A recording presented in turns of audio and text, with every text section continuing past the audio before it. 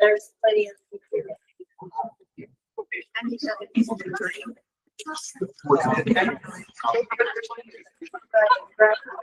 You're welcome. We're all under.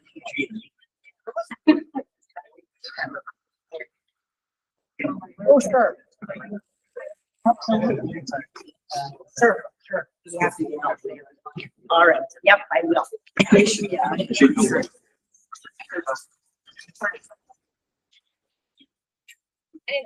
didn't know it was. I didn't know that.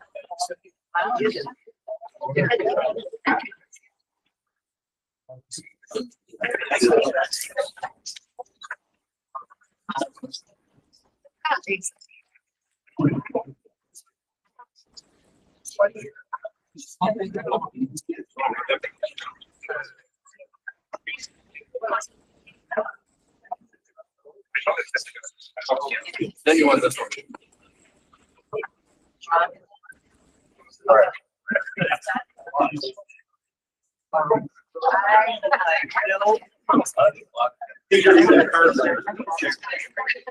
That's all it was, yeah, that's. I'm.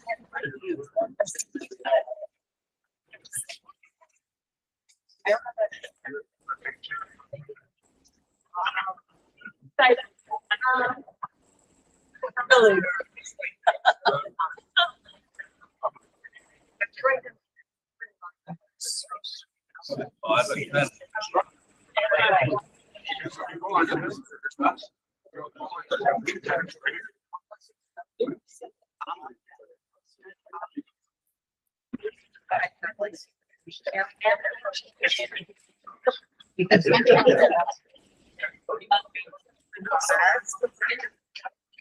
My questions.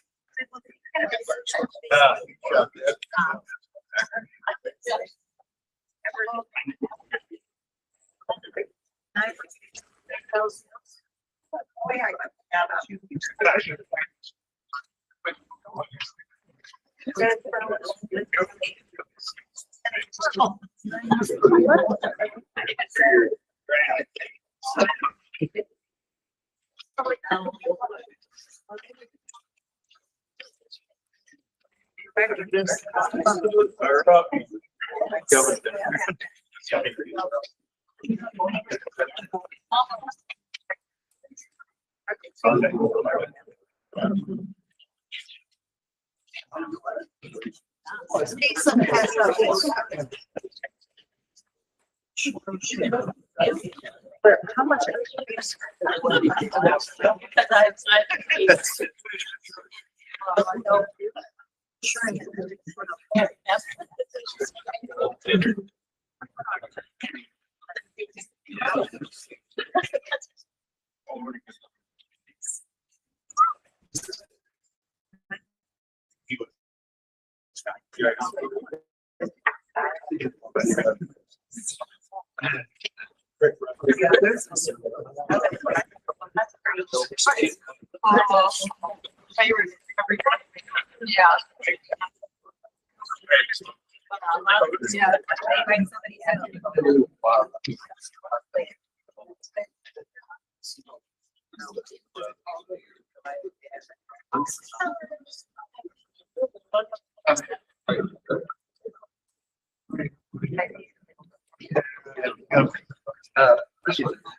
That was.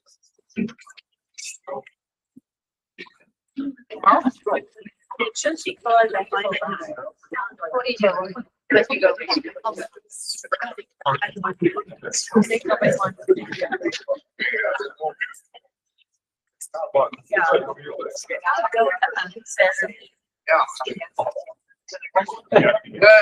Beat right away.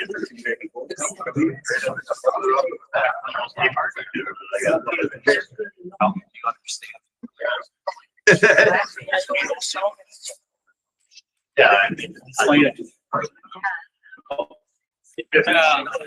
spread out a lot of houses, so you're not getting it up. House for 50.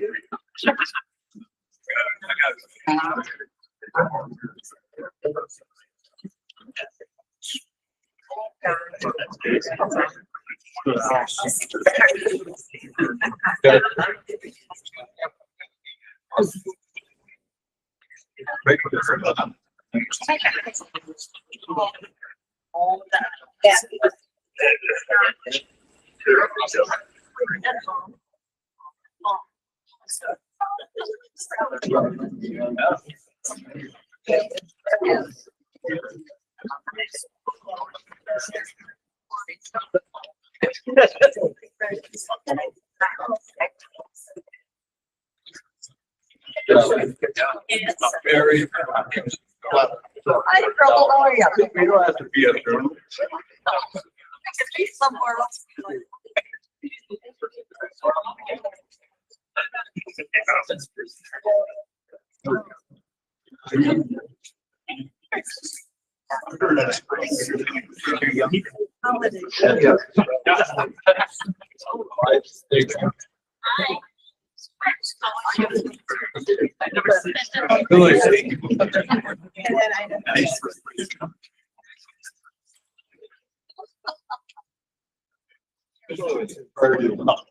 Well, it's 4 more months because there's a chance. I told them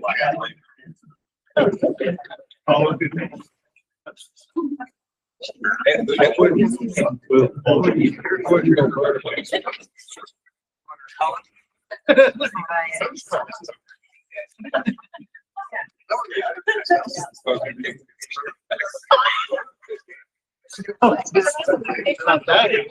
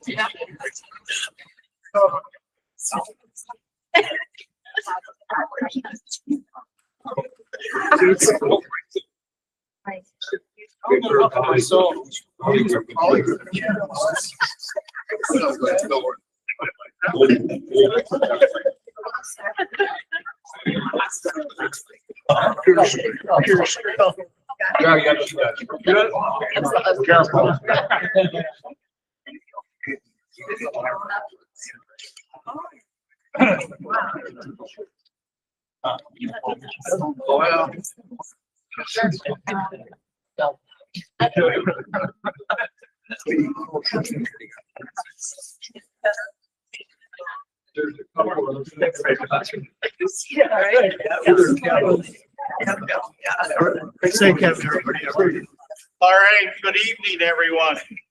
Time is 5:37. And we're here to have a meeting of the electors on our levy. So with that, I need a motion to open up this meeting from the floor. I'll make a motion.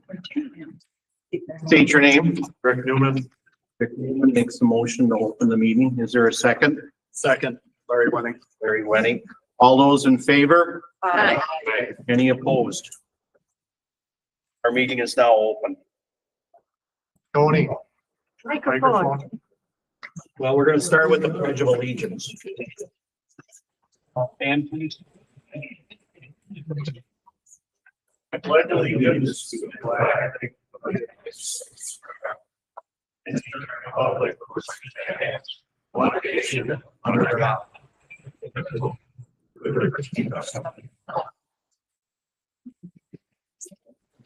Right.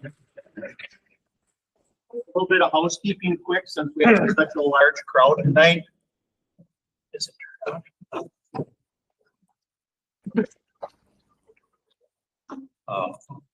thank you. There's several fire exits. The bathrooms are behind us here in the hallway, just in case. With that, tonight we have 3 meetings on our agenda. The first one, a special town meeting of the electors to approve or deny the levy increase. The second one, meeting of the electors to approve the 2026 town budget. And the third meeting we have tonight is our regular monthly town board meeting. Give you a little bit of background on a special electors meeting. The meeting of electors gives all of us direct powers. Some of those direct powers are town electors may exercise certain granted powers directly at town meeting, such as levy taxes to be spent by the town. The meeting may either levy a dollar amount or, for example, $50,000 or set a tax rate, $1 per thousand on taxable property. This is probably the most important power of these meetings. Another example is fixed compensation for the town offices. Perhaps combine certain town offices such as the clerk or treasurer, or make some of these offices part-time. Increase the town board, and there's others. One of the other things we are allowed to do is grant of an authority by the electors. This vote gives certain grants of authority to the town board. Grants of authority may be general or continuing, or be limited scope, or for a specific time. Some examples of those are delegate to the town board the authority to levy the property taxes to be used for town purposes, purchase land for town purposes, purchase, lease, or construct buildings, and dispose of town real estate. Tonight, the presiding officer is myself, the town chair. I'm Tony Bauman. Order of business for the meeting is stated by myself, chair. Electors voting tonight. Wisconsin statute 60.14 states that only persons qualified under state law to vote for state legislators, the president, etc., may vote at this meeting.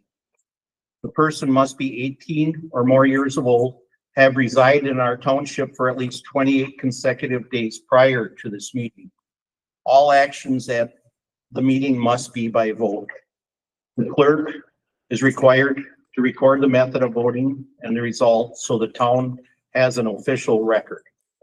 Voting may be accomplished by paper ballot, a show of hands, standing, or voice vote. A little bit of how we got to this position. How did the township get to this position of asking the voters to approve a tax levy? At the last town electors meeting, there was discussion by the electors about the lack of town road repair.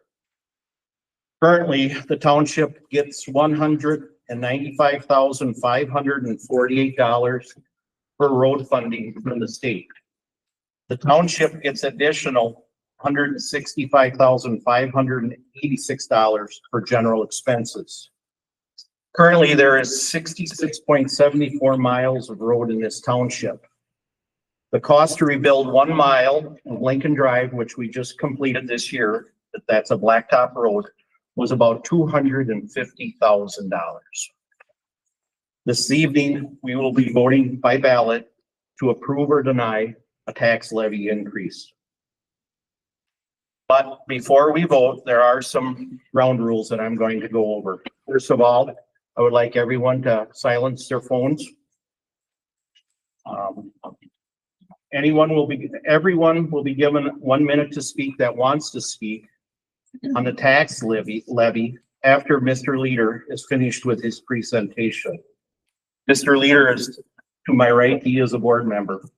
I ask that everyone wanting to comment, please form a line on the north wall and speak from the podium, starting with your name and address.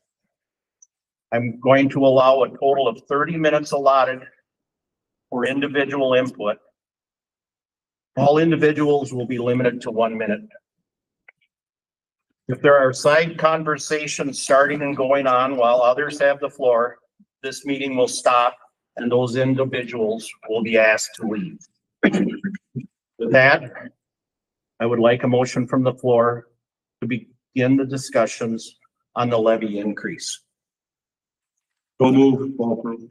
All approved. Is there a second? Larry Winning. Larry Winning seconds that. So I have a motion from the floor and seconded to begin the discussion on the levy increase. All those in favor say aye. Aye. Those opposed say nay. Motion passes. I would ask the electors to give our board member, Matt Leader, the opportunity to explain details of this levy. After that, I will open up the floor for more questions and concerns. Thank you. Thank you, Tony. I'll try and be as brief as I can and as thorough as I can, and I think I can answer a lot of the questions that are coming up to us. How did we get here? 2022, we got ARPA funds. I believe everybody knows what ARPA funds was, or COVID funds. County got them, all the townships got them, so we got that. We also got a LRIP grant. That's a grant by the county that you can apply for through WTA. It gets every other year you're eligible for that LRIP grant. You don't know what that amount is going to be. We were fortunate enough to get $140,000 to improve Airport Road, so that helped a lot with Airport Road. ARPA fund was $308,039. We used that money to pay the fire fee. The reason our contract with the fire department for fire protection, that's what we used that money for. And the reason we used it for that was to save the clerk and the treasurer a whole ton of paperwork, because it's federal money. So if we use it for like a road and there's bids, there's a lot of paperwork that goes into it. So we used it to pay the fire contract. And then that freed up that $140,000 or $138,000 for other projects. Some of those projects that we've got done since 2022 is the video connection to the board meetings, so you can watch them at home. The cabinet, Airport Road was finished with the ARPA funds. Kirby Drive was double chip sealed with the ARPA funds, and this year the last project was Lincoln Drive. So that's kind of how we got here. So then we're looking at fire protection. How do we free up some of that money so we can do more road improvements with that fire protection money going forward? So Chairman Haas and I went to some WTA meetings and asked the question. We found out that we pay way more than other townships for our fire protection. Nobody pays as much as we do for our fire protection. So we're thinking about what we can do. Some of the options were a fire protection fee. We were told by the gentleman from the WTA that was a very difficult thing to do. And there's only a couple of townships in the state that were successful at doing that. So we just put that one on the side. The other one was sharing volunteer fire departments from like Pine River, town of Russell, dividing up the town for fire protection to save some money. Other chairmen have tried to do that with little success. So that was kind of off the table. Another one was building our own fire department. That's going to be a whole lot of money, and then you have to staff it and you have to train people. So that one's kind of off the table. The gentleman from the WTA, the last thing he said is a lot of townships go with a non-expiring levy increase to cover their fire contracts. And this was suggested to us by the WTA.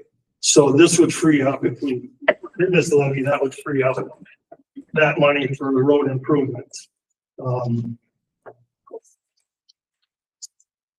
covered that.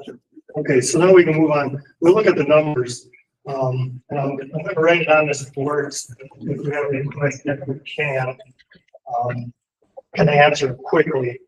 So our total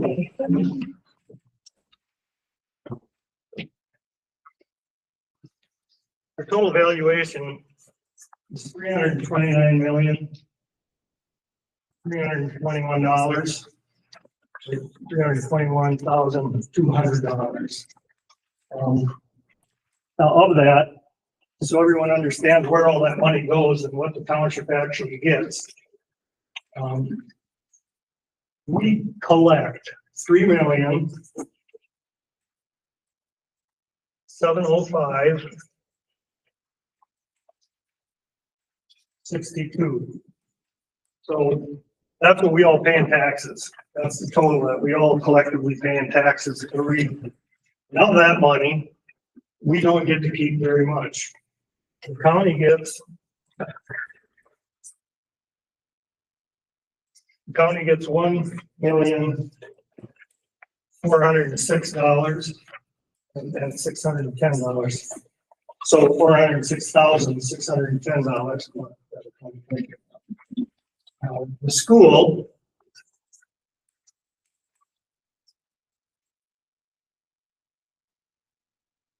They get $1,649,041 of our tax money. So that's a lot of it right there. There's a lot of it.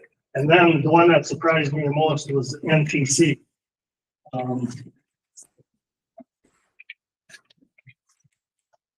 They get $343,899 of our $3 million that collected. So what's left at the end of all of this, the town gets $305,000.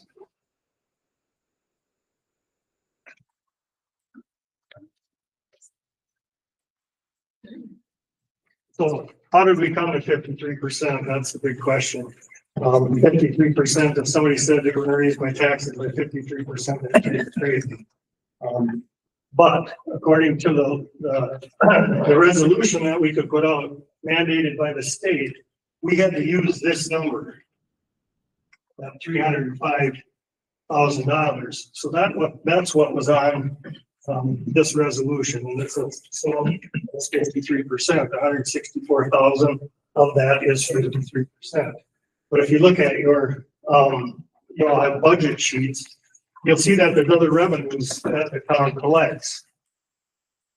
And so we have the total town revenue is $748,233. Now, if you look at this number, the 3 million, now the levy increase is 2.2%. 164,000 levy increase is 2.2% of the total revenue that the town collects. It's 22%. And that's the increase. Now, of the 3 point, now this is the important part of this. Of the $3,705,000 or $705,062, we as taxpayers get 8.2 cents. We get 8 cents on every dollar. And that's where we get that 305,000. Now, the important part of this levy increase is $164,000 that we collect. We, as a township, get to keep 100%. Nobody gets a piece of that. The county doesn't get any, the school doesn't get any, NTC doesn't get any. We get to keep 100% of that $164,000. Now, just as an example, this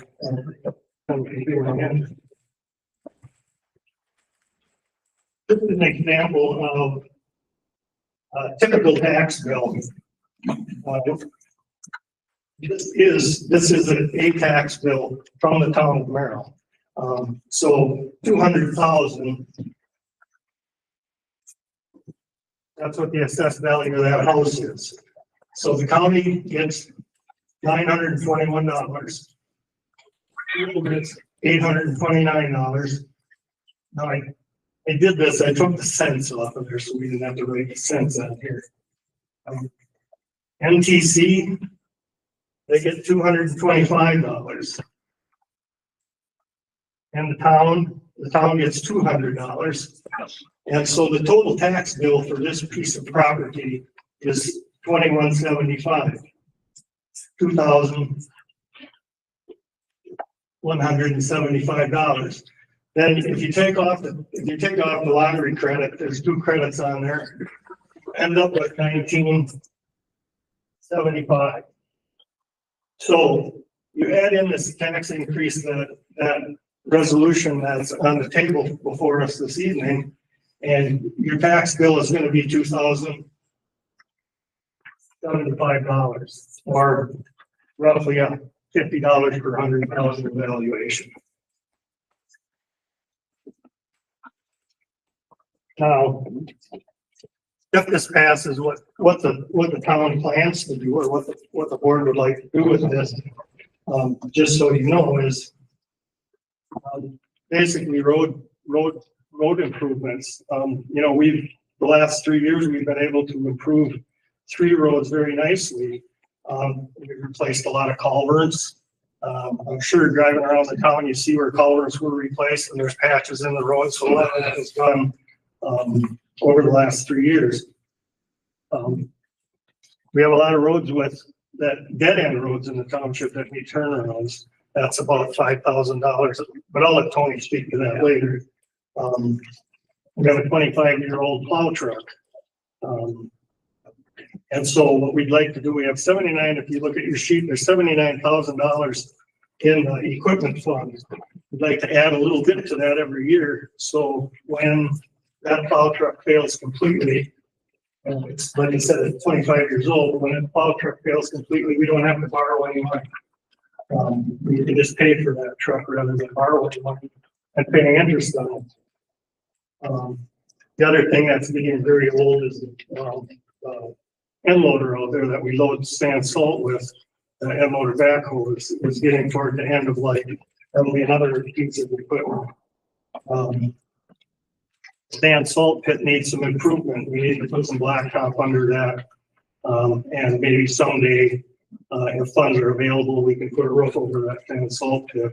But blacktop is kind of going to be an essential thing. None of the board members that sit before you today want to borrow any money. We don't want to pay any interest. We don't want you to pay any interest. We just paid off last year the grader and the Western Star got paid off last year. The Western Star is 12 years old already, and we just got done paying it off. So other townships in the area borrow money. That's the easiest way. Borrowing the money is a lot easier than me standing here before you and asking you for this tax levy. But this board doesn't want to borrow any money. So with that, I'll give it back to Tony. That's the nuts and bolts. It's $50 per 100,000 of valuation. Thank you very much. Thank you, Matt. Just add on to what Matt had to say, our dead end roads, to improve the turnarounds on them. It starts with a survey to know where our land, our existing easements are. But anyways, when we talk about turnarounds, that cost for improving our turnarounds is $2,000 to $20,000. What state of repairs those turnarounds need? Most of our concerns that are brought to the monthly town board meeting are constituents and the conditions of the roads and the conditions of the turnarounds.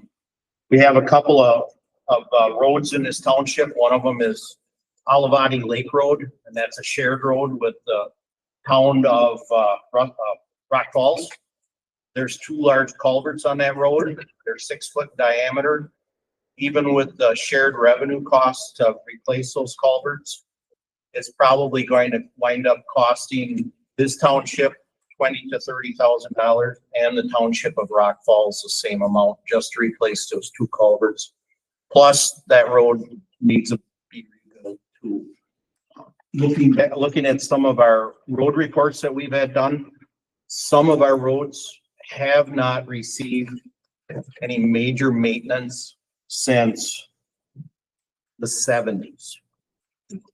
At $200,000 a year to rebuild 1 mile of road and 66 miles of road. The math tells us that's a 60-year turnaround. With that, we would like to open up the floor to discussion. If there's anyone that wants to discuss, please come up, state your name. We have a microphone here for anyone who would like to speak. If no, I just got a couple of quick questions because I'm pretty loud. My name's Don Frisky. In the resolution, and I get it, highways are expensive, but it doesn't say it's specifically to be used for that. And it doesn't give me, this will be ongoing and continuous to never come off. correct. This is ongoing and continuing. In the resolution, the stated where this money is going to wind up is it's in our proposed budget Okay, for next year. But until we have either approved or denied, the planning is somewhat vague. We'll say that. We've had a couple estimates on a couple of our roads, exactly priority. We could go by the road rating system that we hired out to have done, but that just rates the surface of the road. That doesn't rate the amount of traffic that's on that road. How many people use that, or the amount of traffic that's on that road, nor does it discuss any of the other infrastructure that would need to be replaced on that road, culverts, utilities. So, okay, so the reality is, and this is not a negative, I'm not being negative, but the reality is an affirmative vote would allow the 163,000 to go into the general fund with a understanding that the board intends to use it for highways. that is our intent, is to use this money for road maintenance and repairs. Okay. But it's not required to be used there. No, it isn't. Okay, all right, thank you. And part of the reason for that is, and I can explain upon that, as we go forward in time, next year, the year after, this building here is going to require some maintenance. The heating and cooling system is 30 some years old now. We haven't had a hard price on repairing, replacing that, but it's $30,000 to $40,000 just for that. So, and our shop building is the same way. And like Matt said, our equipment is getting of age too. This town board does not want to buy equipment to create a full-time position. Currently, we're very fortunate to have 2 employees that are part-time and well-versed in this township, typical snow. And as we go forward, we just hired a second one this summer. So we're in good shape, but like I said, we're not looking to create a full-time position either. I ask that, you vote your conscience on this levy, and, we'll see whether approve or deny it. With that, if there is no other discussion from the floor, there is. Very good.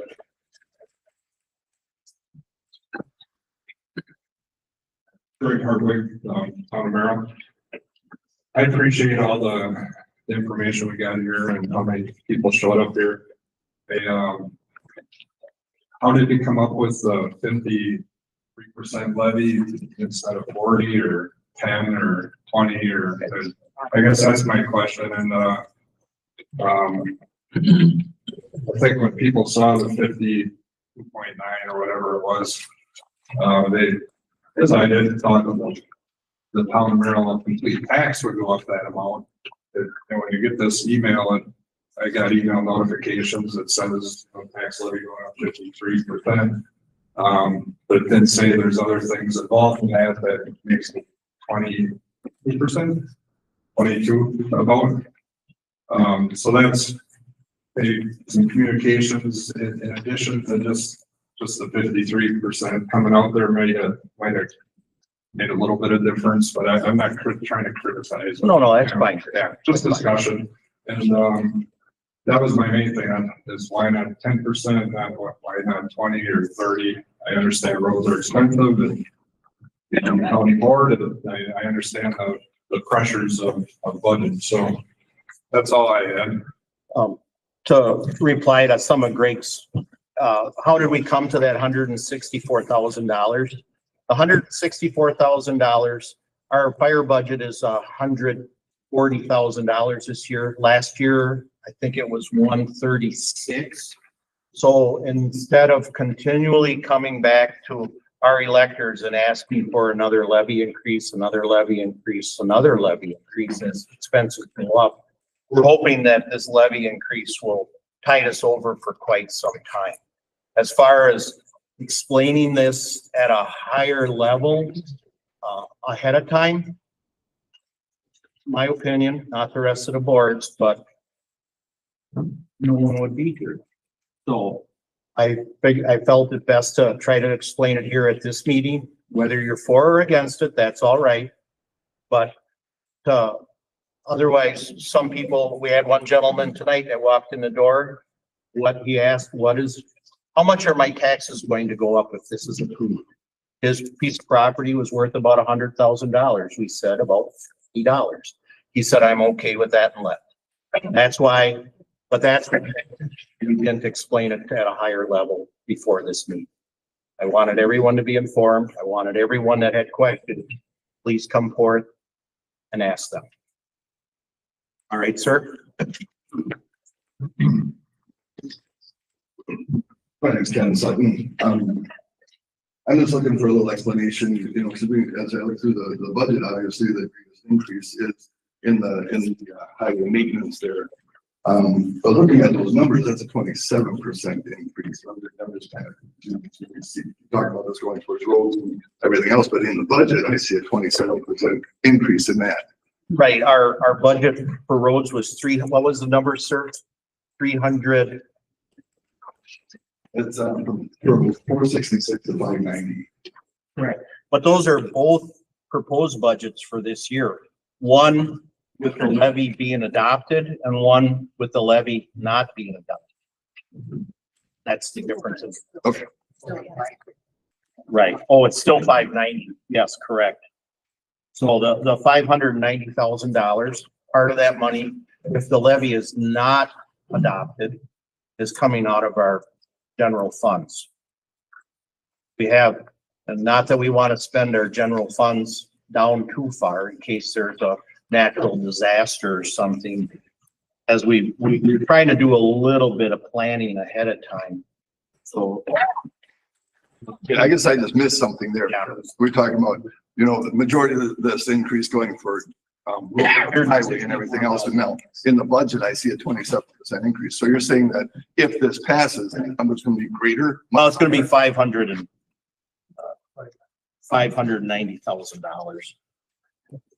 But the budget for 25 was 465. So that's a 27%. I understand where your numbers are coming. So We'd like to do some road improvement. So as Tony stated, we take some money out of the general fund to cover that road, but that'll be the end of it. It's hard to hear you. Speak into the microphone, please. And then we'll replace that. Still not working. We'll replace that money that we spend.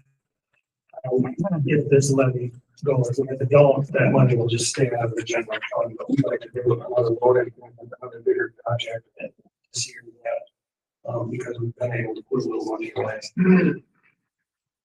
I'm still asking, the 590 in the budget, where is that number coming from? Is that the thing, what you're talking about and more improvements, so it's gonna be higher? Well, I think I understand it. So the $590,000, regardless if the levy is approved or not, we hopefully will be spending that much money on road improvements next year. If the levy is approved, we're still spending that amount of money, but in the following years, depending on budget needs, which I don't know, we don't know, hopefully we can put a little bit of that levy money back into the general fund, so we have a security blanket, a cushion in case our loader fails, in case our one truck fails, in case we have a natural disaster.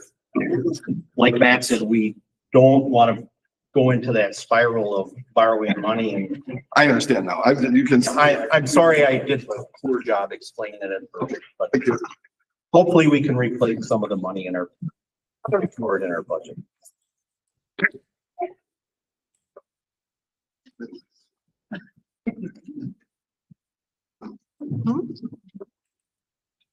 That was a great turnout tonight. I'm Gene Simon. I'm a supervisor for county board from 21, District 21, which is on the west side of the road out here.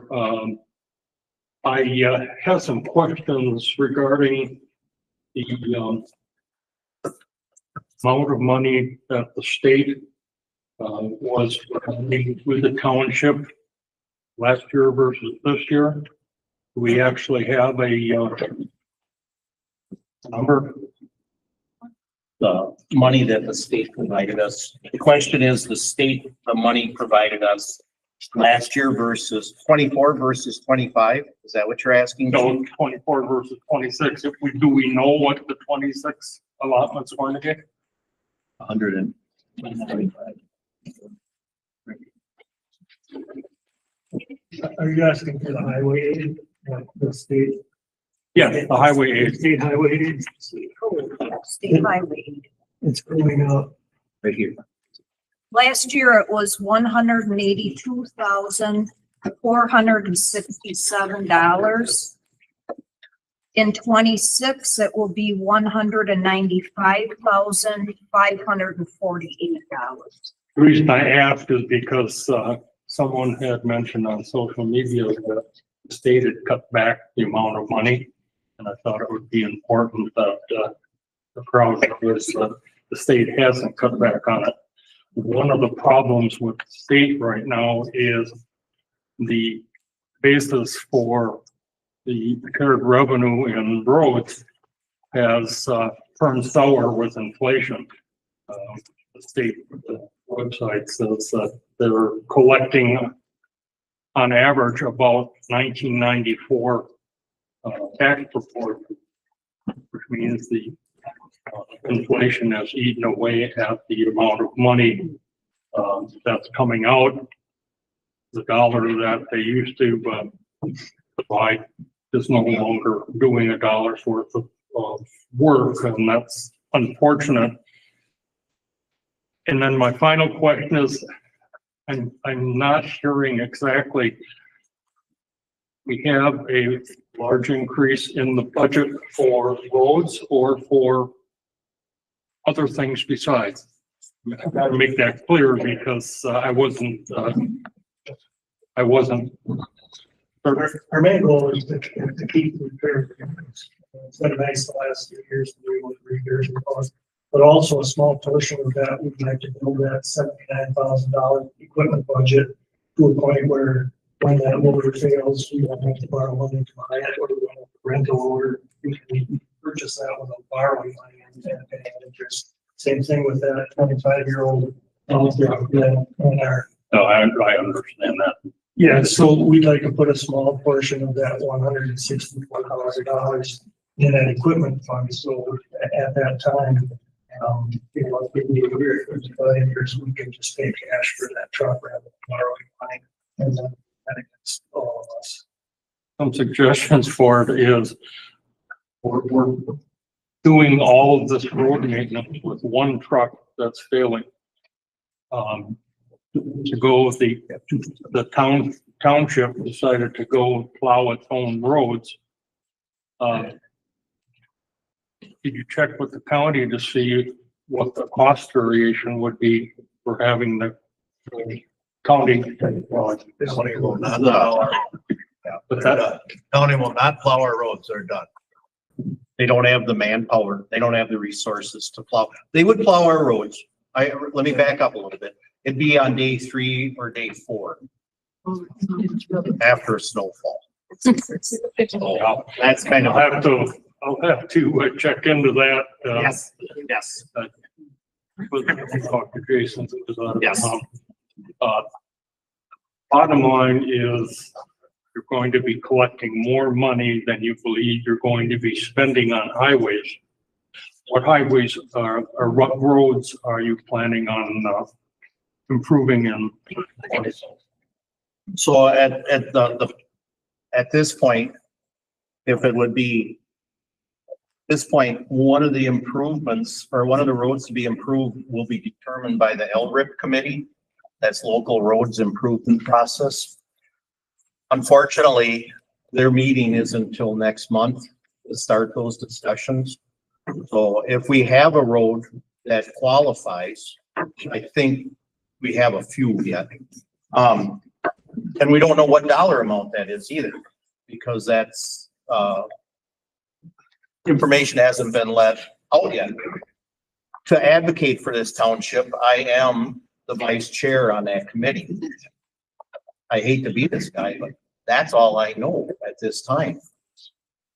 There's, how many counties or how many townships are in this county, Gene? I don't know off the top of my head. Anyways, yeah, 16, is that what it is?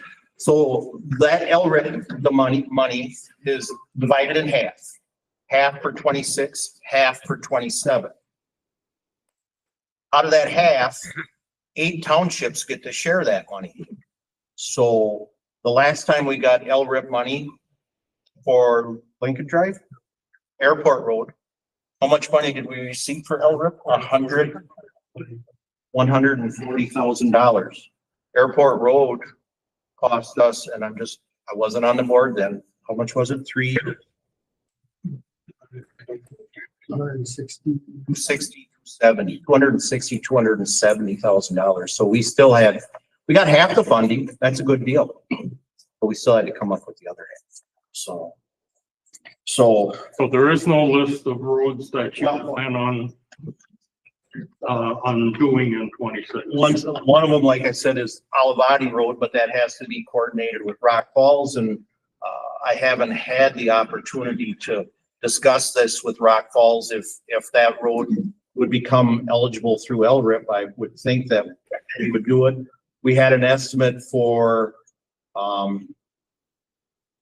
Prairie Crest Road and that's the road, and I know it's not a high traveled road, but just to get a feel for what costs are, Prairie Crest Road is 1.5 miles long, and that's not a road rebuild. That's just a resurface where American Asphalt or an asphalt company would come in and put 2 inches of asphalt on top of it. They call it wedging. That was $170,000. If anyone drives Spring Lake Road, blacktop portion of that is in desperate need of rebuild. I did not get an estimate on that because until we have the funds, it doesn't. I was just interested if you had a plan. We have a little bit of an idea for it. We just got there's a thing called phaser road rating. We just got that back a couple weeks ago.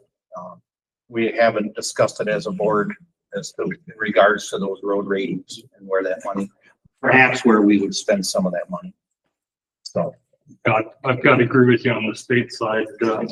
Recently, the county was told that we just had to repair parts of Highway 17. So yes, they're pinching the pennies in a year when they've got a surplus.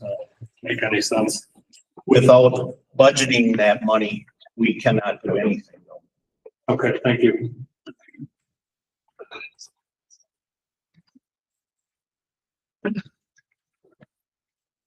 Hi, my name's Tom Ford. I got a couple just questions. Tom, pardon me, Tom, what was your last name? Fuller, and your address? I'm not a resident, but I own property, so I can't vote, but I still need some information. That's why you did. Okay. So, by the state statute, what is the most, without this, that you guys can increase our taxes? About $4,000. I mean, percentage wise. Or I could do the math real quick. Is it 0.06? It's less than that. Total increase in our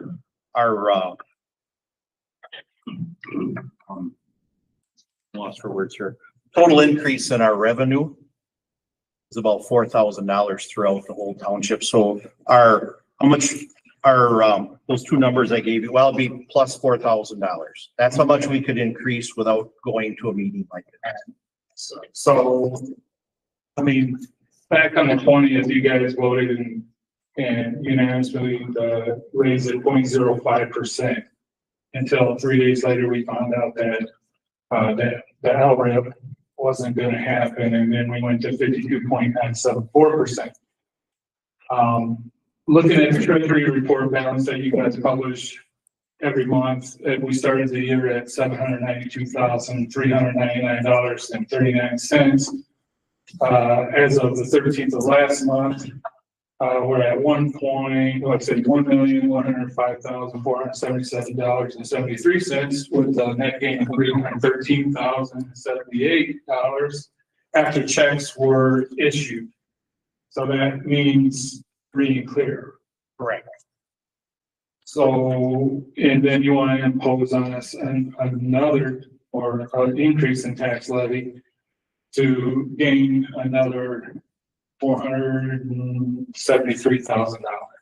No, the increase in the levy is 63, Yes, 961, right. which brings us to So your 473. total. Okay, Yeah, I total understand. $473,000, which the amount that you've increased just this year from January to October almost takes care of that amount. Why do we need the increase?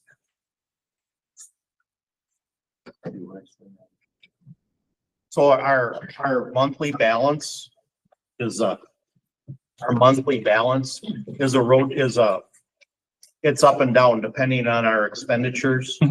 Our balance a year ago was probably just rough.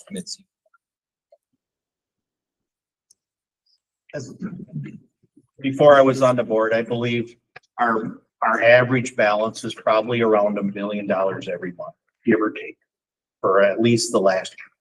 Right. Now, with that being said, there's some of that money is spoken for. With that said, we got $80,000 for equipment replacement. We got $40,000, $50,000 for building maintenance. Out of that money, we have to also meet our expenses for the roads, the employees. That's why that's a varying number. We get, sometimes the balance increases because, well, one big one was our LRIP money refund. What else do we get money refunds from? Small ones, but school recycling grant of $4,000. You know, so that's why the balance varies from month to I month. get it. I mean, there's needs and there's wants. Correct. You know, so just to touch on your equipment issue, you guys look into leasing?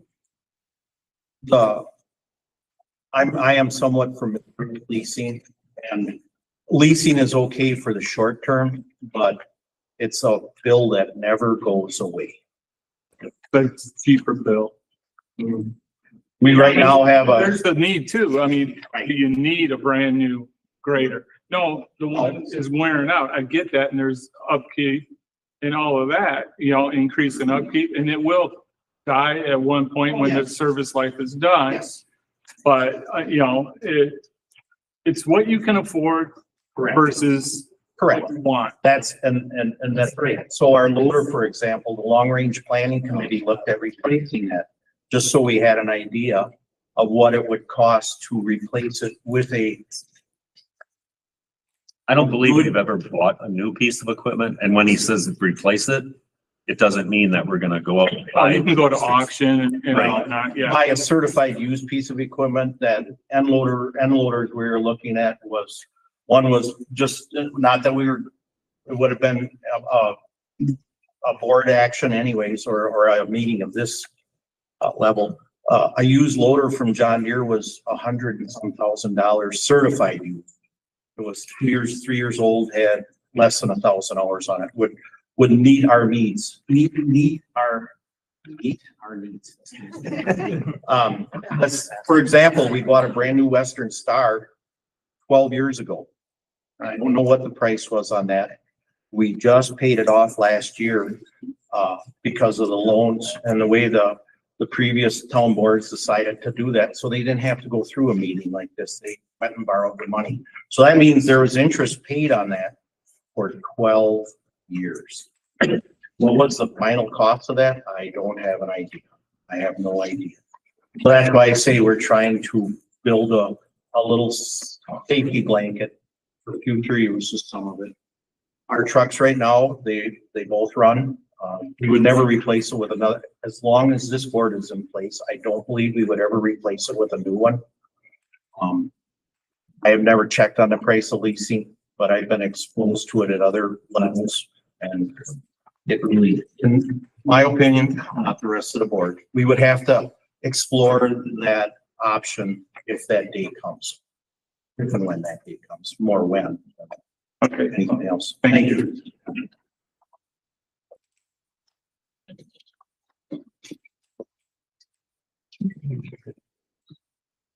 Donald Schofield, I live over on Nijinsky. And a couple of things.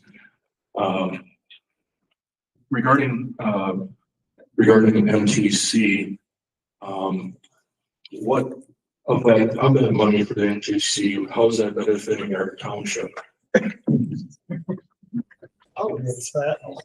I have no idea. And to be honest with you, going through these numbers, and I saw that MTC more money than the township, made my blood boil. And I'm going to be researching that a lot.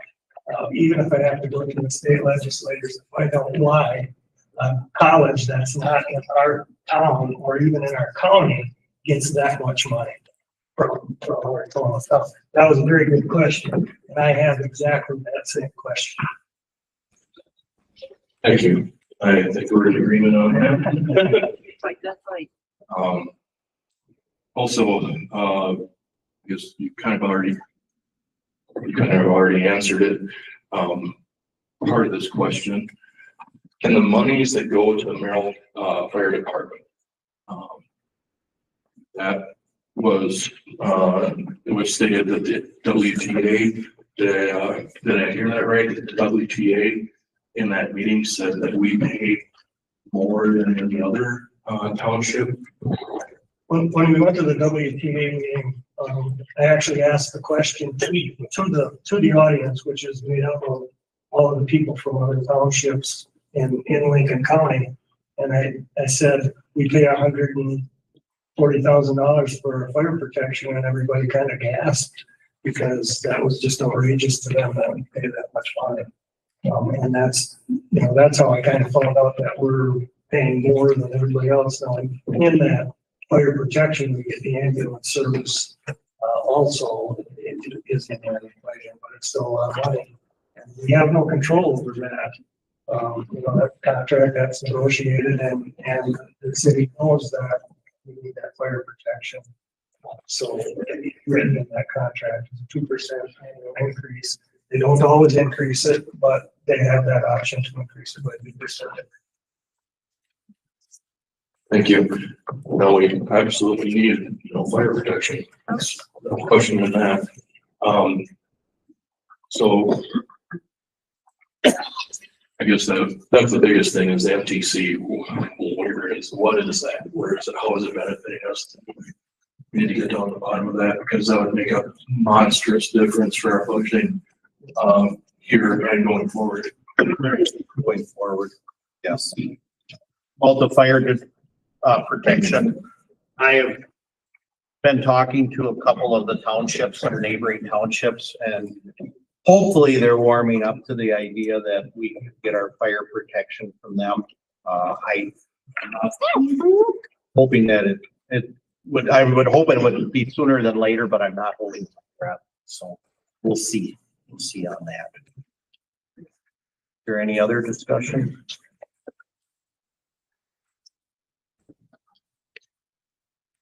I have a question, about the levy. Okay, this year it's 52%. So in the, 2026. So in 2027, what would the increase be? Is that the end of it, or is this ongoing every year? It's a non-expiring levy, so they got 160.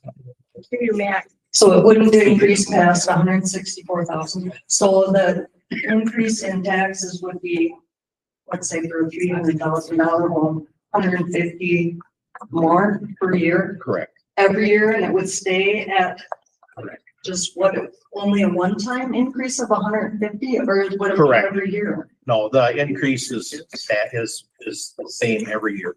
It's, I mean, there's no additional increases.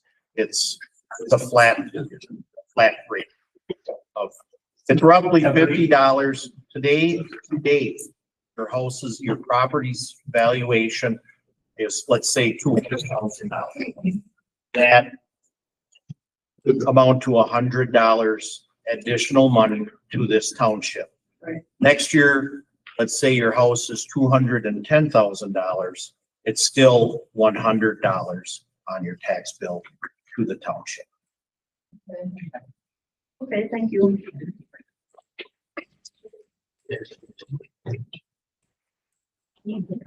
Got one more quick question. I'll just shout it out, but, has the township looked into this, a little off target, but to save $20,000, that's what recycling did it for? Most people have garbage pickup already.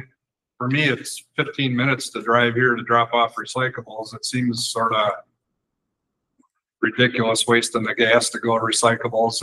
Just a thought, if the board, you don't have to give an answer, but it's something to keep in So we mind. can hear. Just 1 minute. Talking about, our recycling program. I can just say it again, but just something that's a little off topic, but the state $20,000 and his township just looked at having garbage pickup or having people do their own recycling through their own garbage haulers or something like that. Seems like a lot, $20,000 for a service that may have to be already taken care of, for people picking up their garbage already. Just a thought.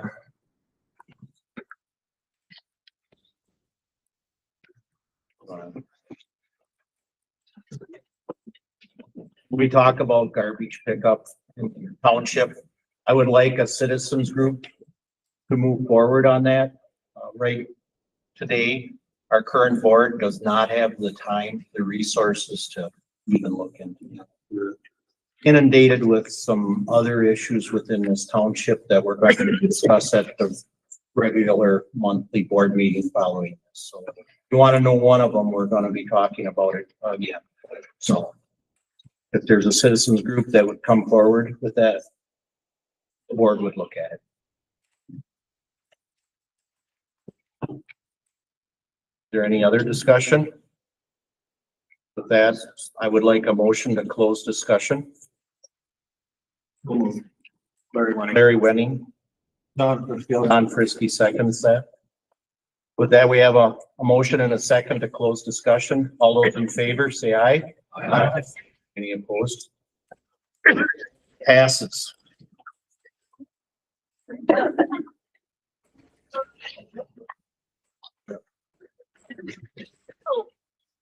Now that discussion is ended, we need to have a motion brought to the floor to vote on this levy. Your motion? Tom Zettner. Tom Zettner. Is there a second? Larry Wedding. All those in favor, say aye. Aye. Any opposed? All right. I'm going to explain the voting process. We opened up the voting booths tonight. Our clerk has created some paper ballots. We're going to have Mitzi and Kathy Pufall and Tim Mischke and Scott Strike hand out the ballots. We're gonna take our first, and remember, you have to be a voting citizen of this township to vote tonight.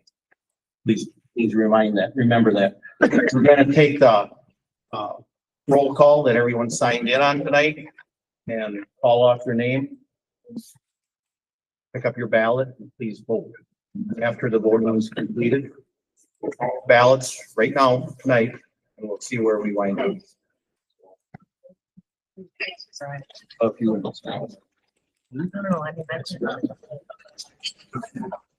So Tim, come over here. Scott, you want to come up? Kathy, wherever you are.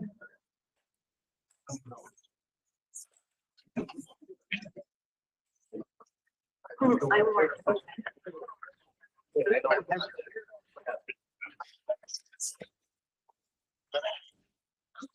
yeah, you're gonna be working. Yeah, but I want to go with the We're gonna set up over here by this table. Get this. Well, they can handle Well, that's. Call them. Kathy.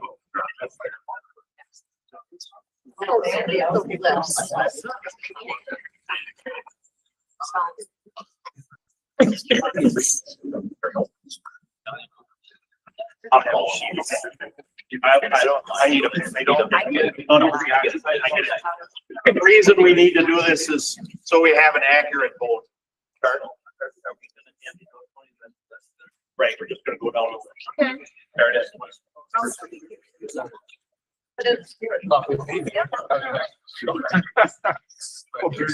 Yeah. Of course it is. I'll work with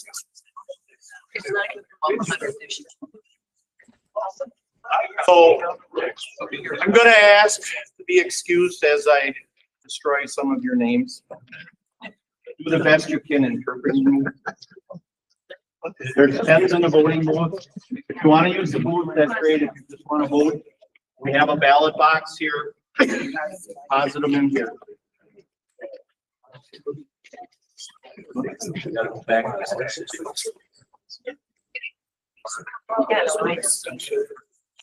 Well, I was scattered. Checked off. So. If you don't want to vote, that's okay. Our ballot has for, against, or abstain. All right, so there's 3 choices.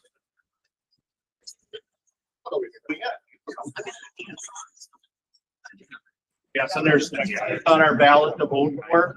One is the levy. The second one. Budget amount. Yeah. Resolution. So the first person I have on my list is Debbie Galliard, Hillside Drive.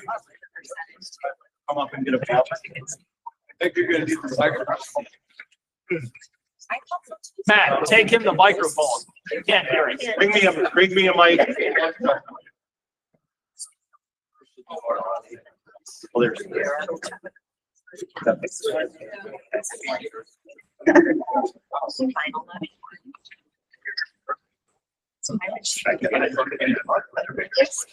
Anthony Heil.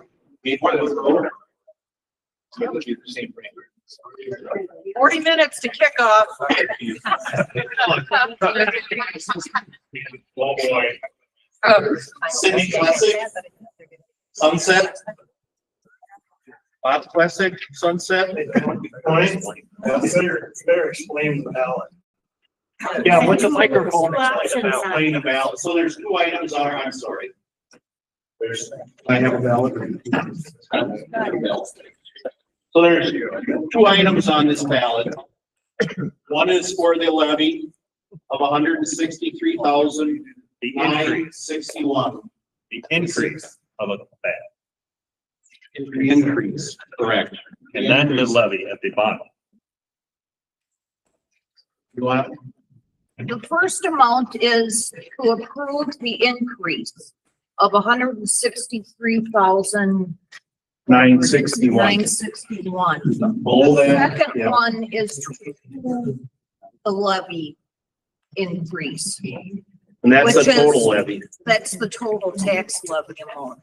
And the reason why it's like this is that I've been talking with the Wisconsin Department of Revenue. And this all has to be laid out in a certain way. Because if does pass, I have to send in all this paperwork showing all of this with these 2 votes on. So that's why there's 2 different things for you to vote on. And both of them say yes, no one abstain. So if you were voting for the increase, that would be 2 yeses here? Correct. Yes. Yes, you're voting against, no, 2 no's. All right. Or abstain. Could you, all right, Mark, have a look. Okay, I've got a list here. I'm gonna make a couple of them and then please raise your hand. So there's been a question from the floor for a little more clarification. This ballot, there's two votes on this ballot. The first one is the Town of Merrill resolution by electors, which is all of you, to endorse the town board's resolution to exceed the levy limit by $163,961. Directly below that says yes, no, or abstain. The second question on this ballot, the Town of Merrill resolution by electors to adopt the total town tax levy of $473,471. The second question includes that 163, that 473,471 includes that 163,961. So as we vote tonight, we should, if you're in favor of the levy, it's a yes. If you're not, vote no. Second question is if you were in favor of the levy, you vote yes. If you weren't in favor of the 163 increase in levy, you vote no. That's how the voting should be. That has to do with state statutes.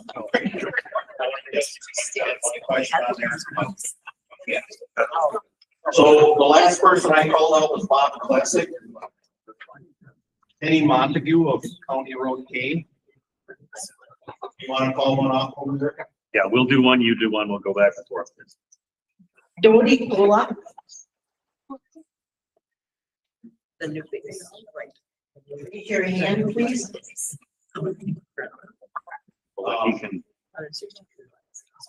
He can over there. Someone that lives on Lincoln Drive, I don't. It's real small. Put it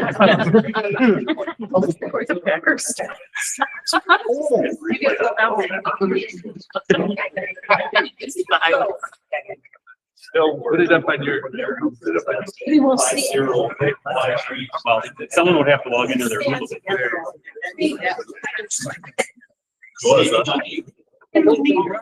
Yeah. Why don't we?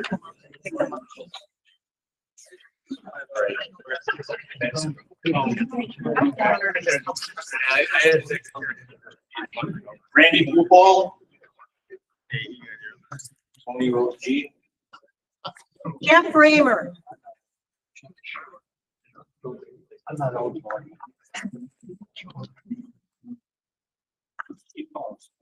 Lynn Zentner.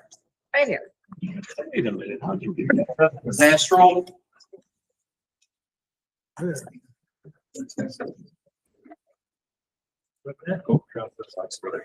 Mary Hartley. Jerry Badoo.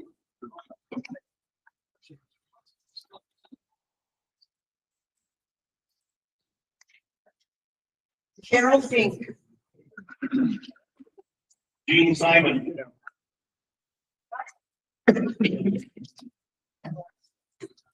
Yeah. Joe Fink. No.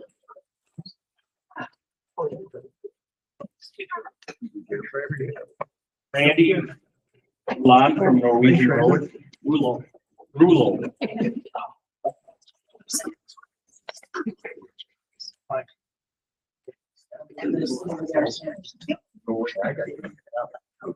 Jacqueline Arsenault and Mark Arsenault.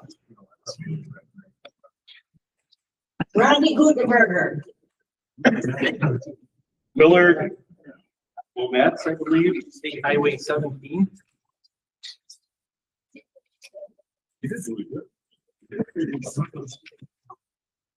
And Barb. Clark Westfall.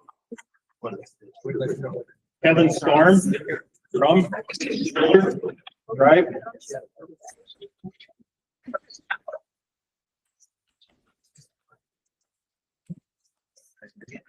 Gene Hayes.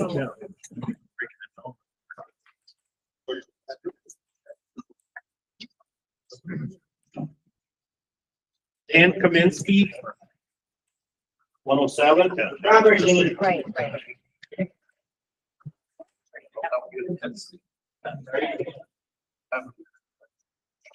Yeah. Doing an exercise, we can exercise. No. Brian, Florida Cool. Big crowd again, so. Trader, Highway 107.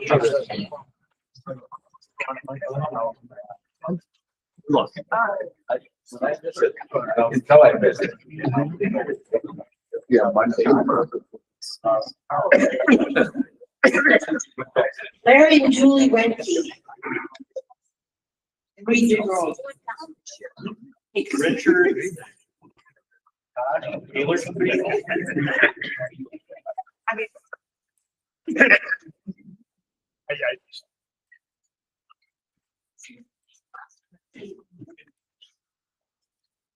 Tom and Debbie Fuller. Got excited. Hey, left.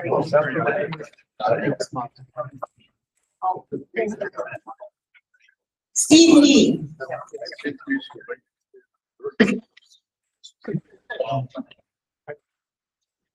Waller. Our.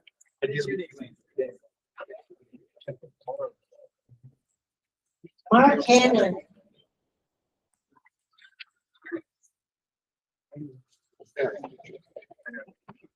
And I'm gonna just read off the address, N3606.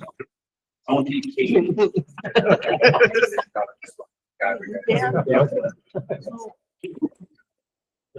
Brent Turner. Swamp Road.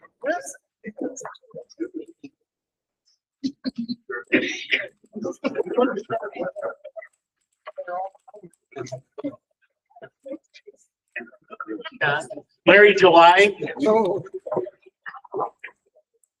Lee Hoffman.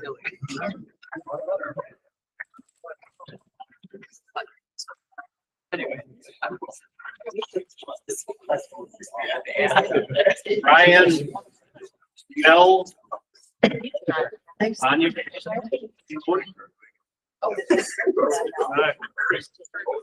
Eddie and Greg Hartley.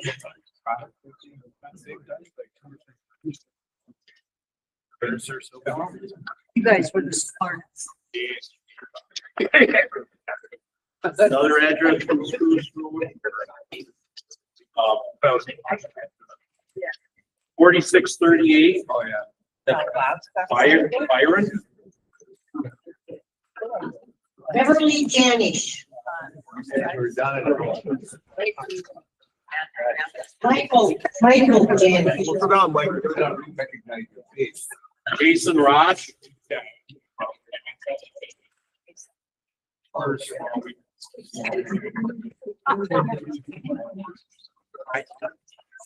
Mike Ellery.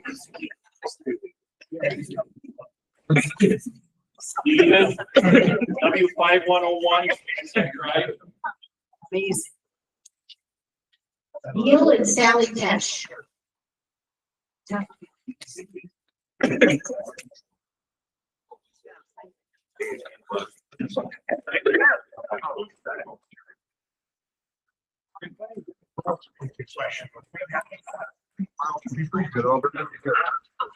Taylor Mikey.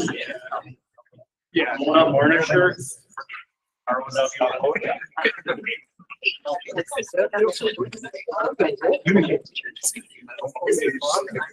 Nathan Schill, Riverview Road. Ann Lambert. David Lots. Swamp Road.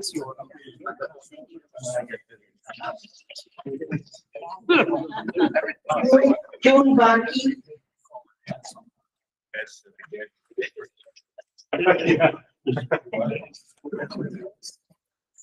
Yeah, so that's kind of cool. Out of the. Patty Rock. Gotta go there for.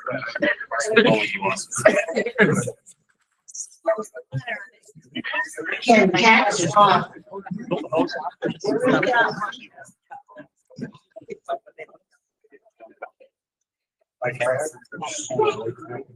Shirley Trevor.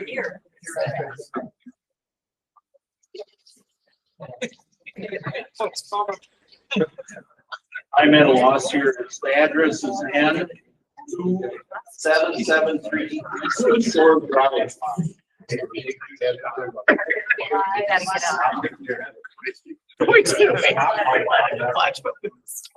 Dan Rose. That road. I thought it was. Greg Ostitz. Tony Kane. Ian Tibbetts.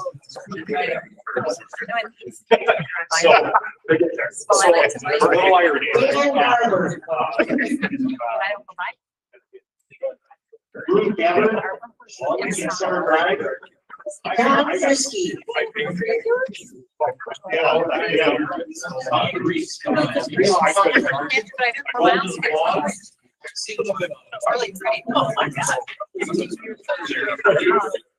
Sherry Dickinson. Brett.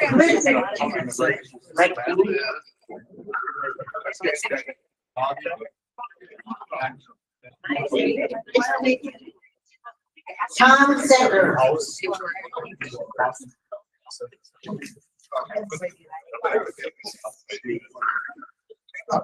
David himself.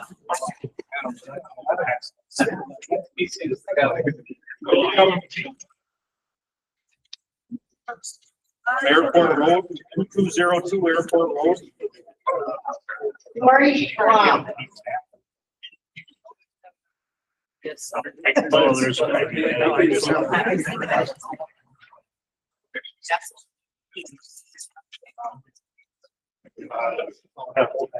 Andy Zelinski. Douglas Hill. Taylor Street.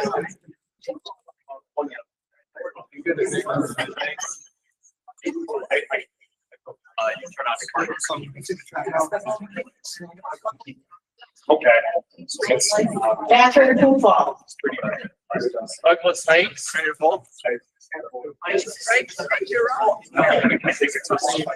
It's not real. Seth Steckman. Stoneman. We don't like Sorry if I mispronounced that. Thank you, sir.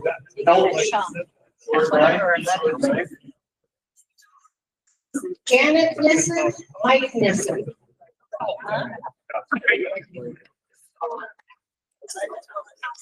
Anna Finsky, Sunset Drive. Yeah, you take it. Amy Hahn.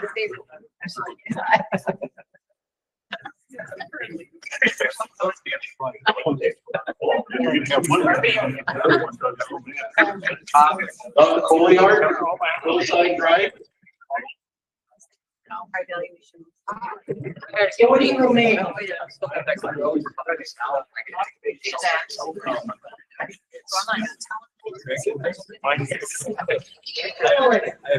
Elizabeth Hall, W Road.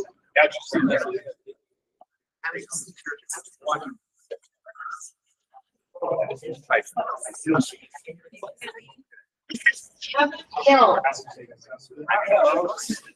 Yes. Clint Casper.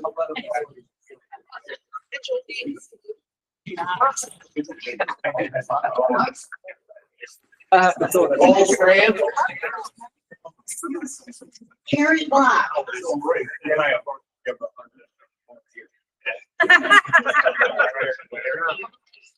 Dan Peterson. Stuff on there. Added in there. Janet Berlin. See you later. Have a good night. Norwegian Five.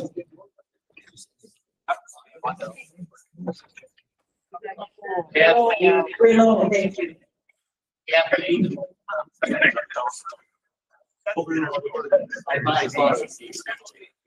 Randy Folda. Rick Nugensky.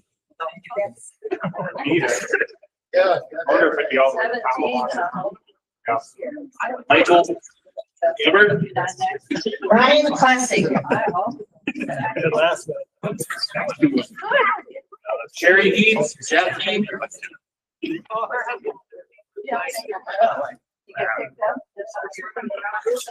Brandon Peterson. Kyle Swan. Nathan Hahn. I'm at 30 guys. Happy holidays. Nice seeing you.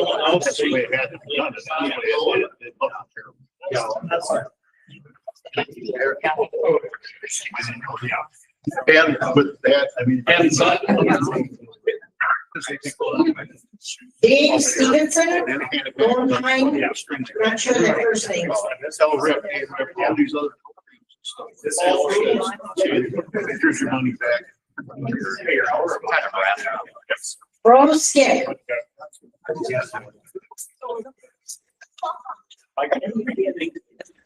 Mary and Lee.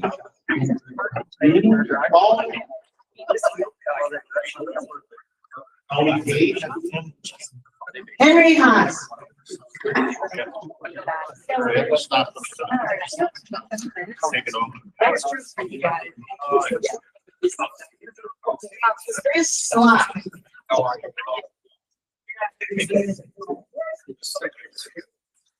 That's yeah. That being called, you should try. $1 billion.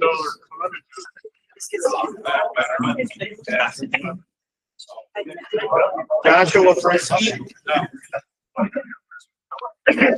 Jeremy got there. I don't think they were missing him.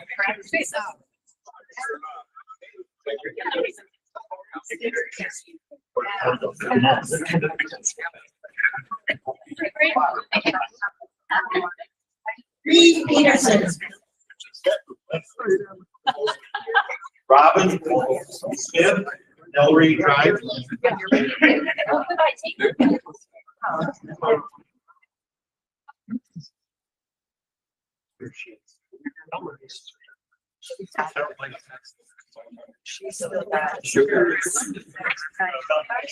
Reed Peterson.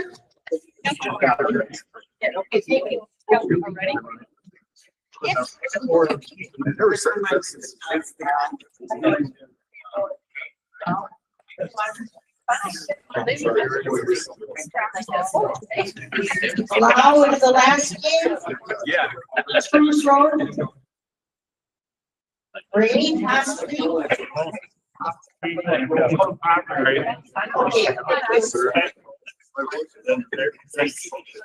John Elbert.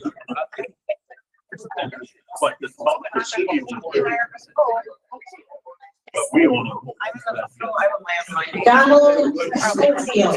Probably, you know, 9:30. Lunch somewhere. Hey, yeah. Oh, you doing? Good or you? Donald Schofield. Airport's all. Anything over here. Got all. Yeah.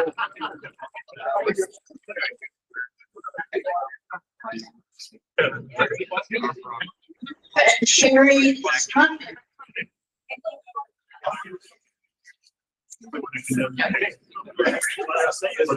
Because that's what they did on the other side. Yes, I mean, and that was special. Alex Cornell.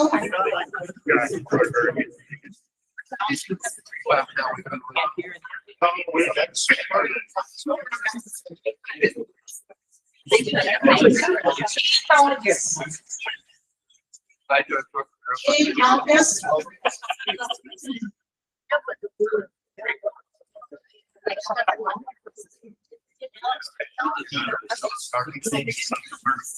Is there any other voters in this township that have not voted?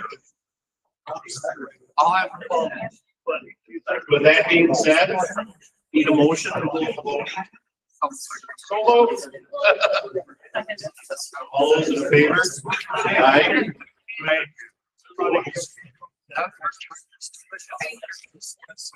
So we're going to count the votes right now. I'm going to ask everyone to be a little patient. We'll have the results. We got beat. Well,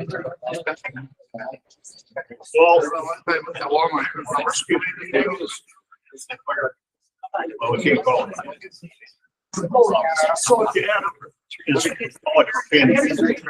We have all our ballots.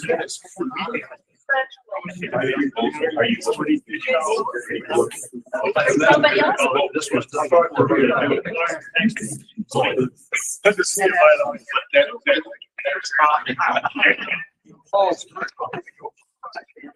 Well, that's what he's trying to talk about.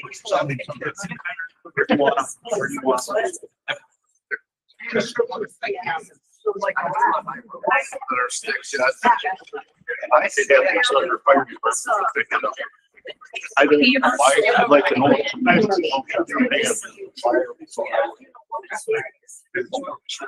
So if anyone wants to watch, observe the votes being counted, we're trying to do that right here at this stage.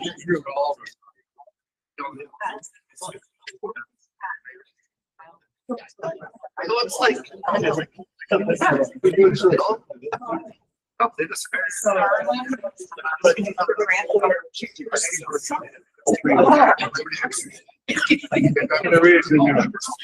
I wasn't trying to.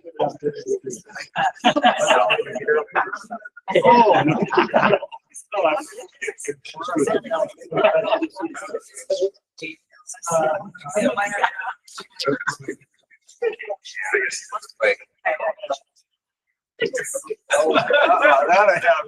Oh. On your on. You know, last meeting.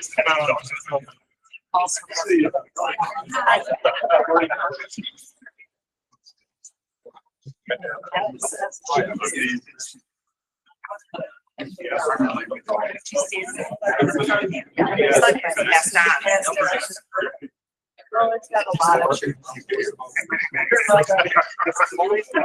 Oh, it's. Actually, you're the most.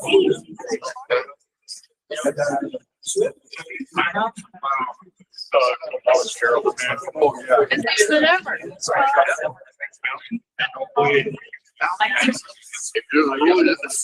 I don't know why.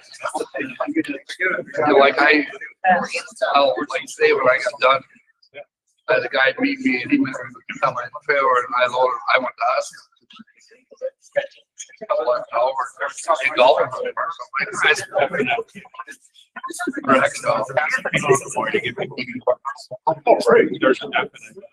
My money's worth out of my membership.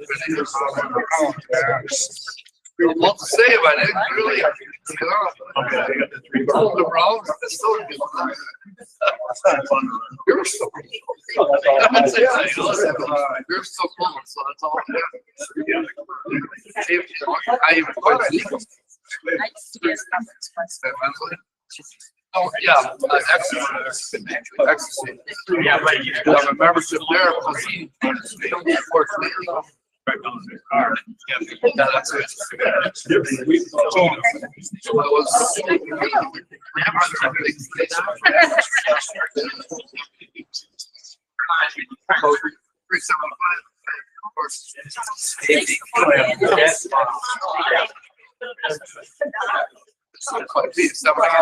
She said it was 30.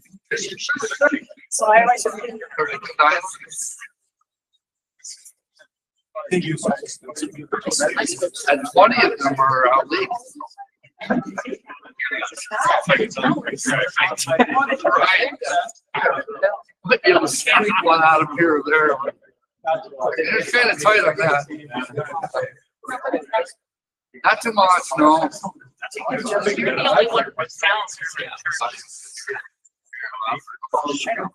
All right, the other way. The other option.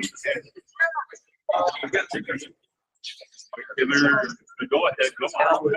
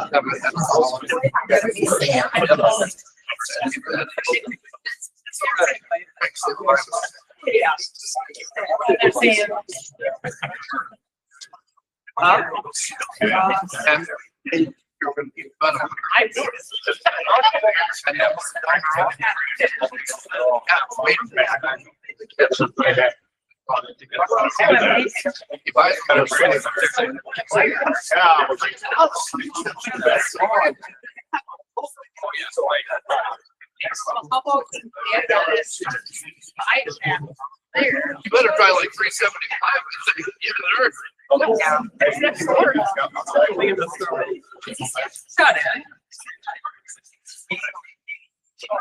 I don't know what is it. I don't.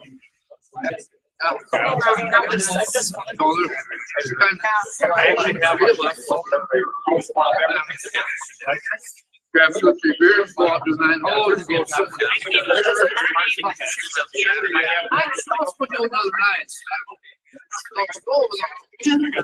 Sit down. Yeah, there's.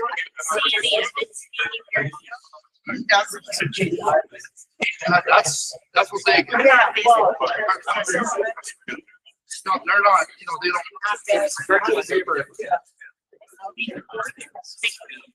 Oh, it's been a long time for that, Dad. Wow.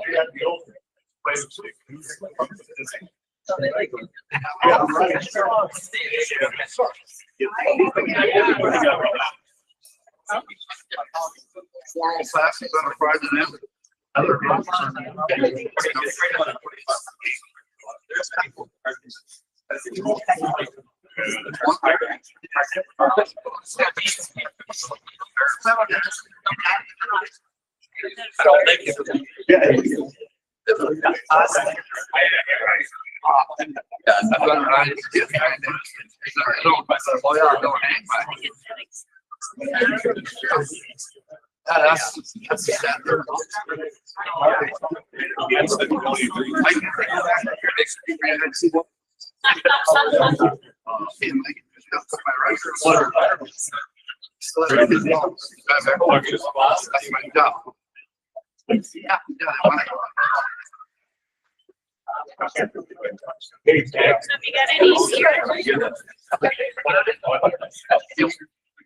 So then we're at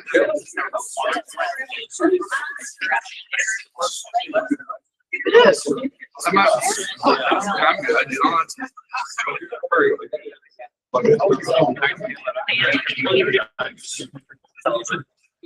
That's so, yeah, it's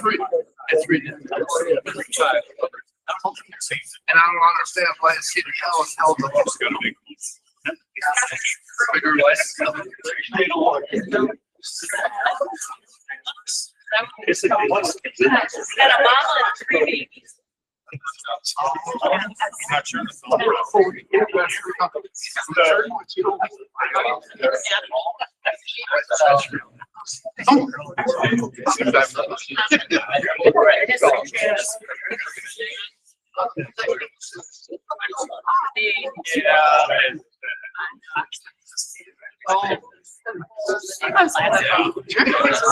I said the same thing. I said the same thing. Absolutely. Everybody should be.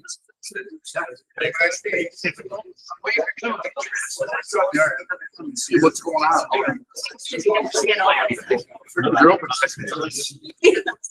That was always told. Larry taught me. Treat me my CD. But I was looking here.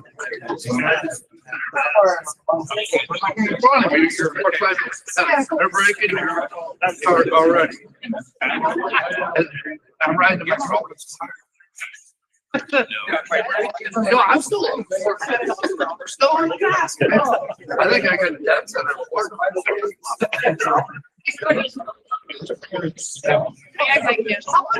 All players.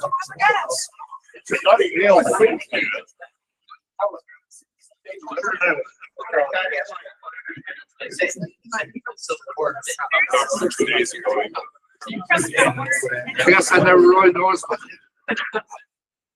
I can bet you get out of 10 cars, I go, I might have it. If camera was. And our camera was literally, I was pulling it down. Well, keep your eyes on the road so long. Our cameras are AI censored. Set up the computer. Oh yeah, we are.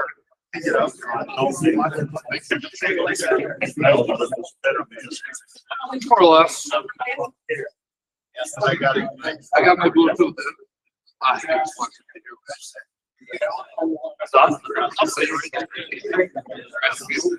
Really dog? Yeah. I don't.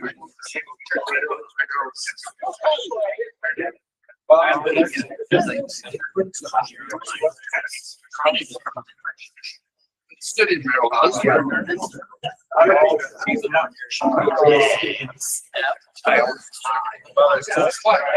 have a policy, I know. Yeah.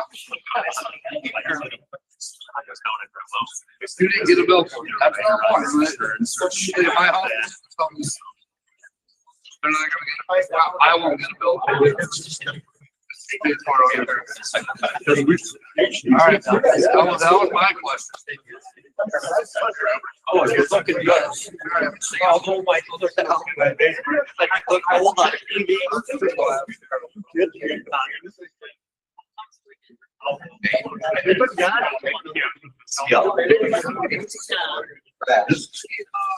Back now.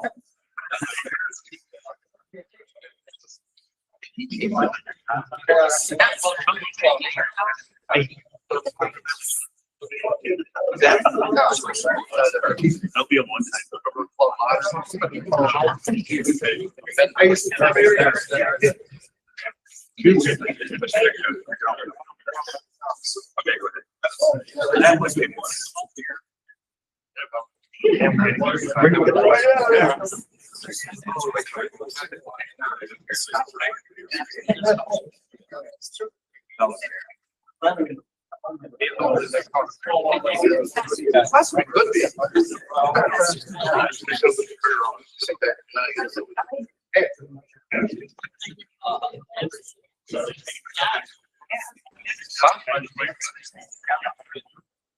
There you go. Didn't tell your wife either, it's 5.5, right?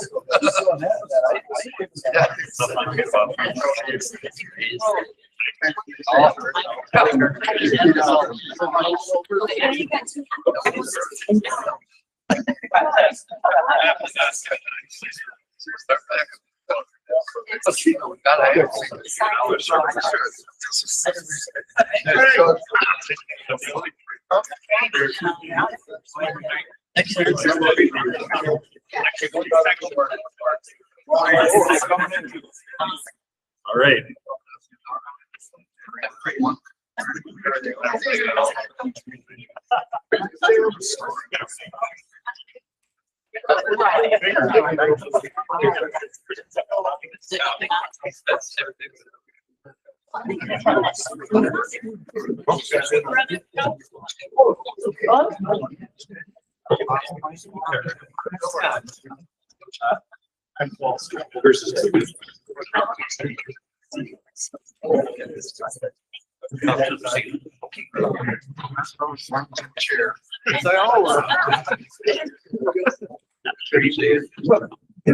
Everyone could please take a seat.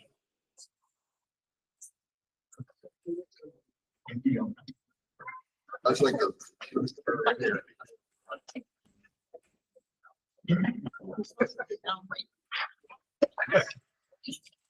Like to thank everyone for voting tonight.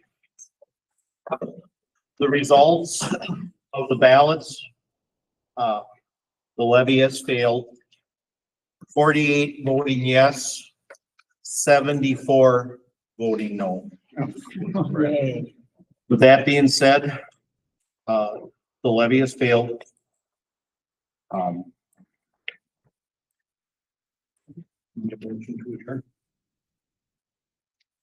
Barry Wenning has a motion to adjourn. Seconds that. I'll second it. Dr. Kumpo. All those in favor? With that being said, we'll now move on to our second meeting, which is the budget for 2026. Is there a motion on the floor?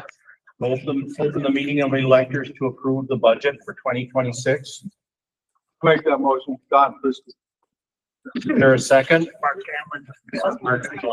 All those in favor? Opposed?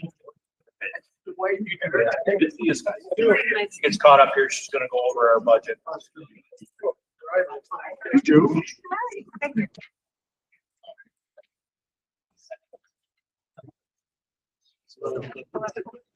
I know everybody has left, but I apologize. I was going to have the board introduce themselves for the people that don't know us. We'll start on the far end.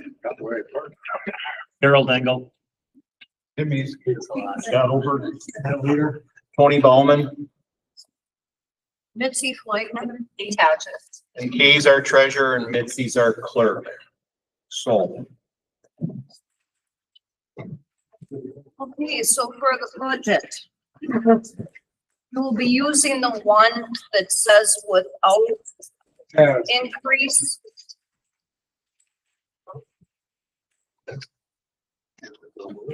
So our cash balance as of January 1st was $1,158,150.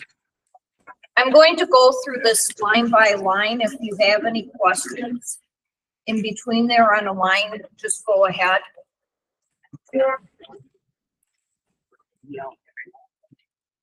So the town levy then for 2026 will be 309,510. Building and mobile home permits is 1,800. Hall rental income, 15,000. Landfill income, $16,666. Total licenses and permits, 3,000. LRIP, nothing. Mobile home parking fees, 12,000.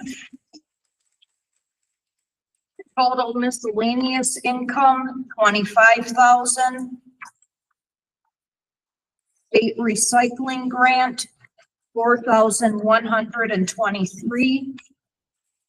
State shared revenue, 165,586. State highway aid, 195,548. So that'll bring the total to $748,233. That's a 3% increase. Any questions on that part? So then next, Yes. So like on the building and mobile home permits, total licensing permits and miscellaneous income, how come those are about half of what 25's budget is?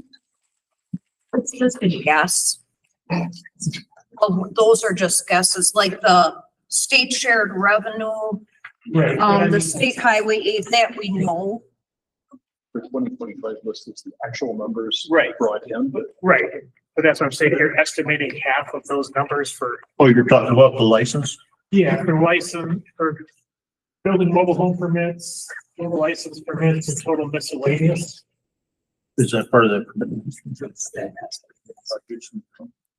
You're estimating less than half of the current year. But that's. Oh, Is it, based, you have a running average of 2024, 23 or? Yeah, but the reason, part of the reason that on that line for the license and permits is we had, a rather large project that they're bearing, and they had to pay quite a bit more. It's not a normal year. It's not something that's probably gonna happen again for 10 years. So there was quite a bit more on, as far as the fees and payments that came in. On that particular line. What he's talking about is utility permitting. Yeah. Okay. Yeah, I was just curious if that's based off of a running average over the last few years, or is it just kind of a? We used to never do the utility permit. We just started doing that this year. We always did the driveway. In the fireworks and bartenders and stuff like that, but yeah, and so then this year, because the federal government is funding to try and get, internet out to everybody, then that's why they're expanding that. And so they're doing a lot. That was unbelievable. It's still unbelievable how many we have. I've got one question. Sure. We got $1 million in the cash account. Where's the interest income and what kind of return are you getting on that? That's on, most of it is put into, it's called Purpose First Money Market Account. And right now, the current interest rate on that is 2.96%. So is that in the miscellaneous income?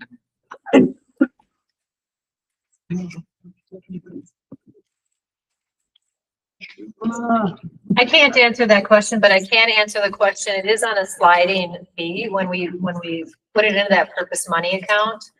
And so usually when I am doing my reports for the month, I mean, we're depending on what we get in, like this month based on that million or whatever, it was 2.96, the sliding scale. So if our interest goes up a little bit, then we're getting more in interest. So we're averaging, $1,200 in interest, sometimes close to $1,000 in interest based on that sliding fee if it goes up or down.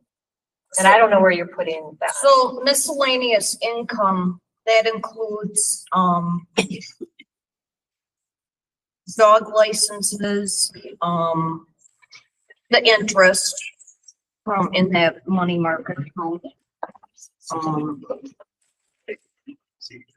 Did you have a total what we made last year? Because I want to think like 20,000 or something ahead of it, right? Oh, yeah, I don't have that separated. Then we also get special assessment requests. So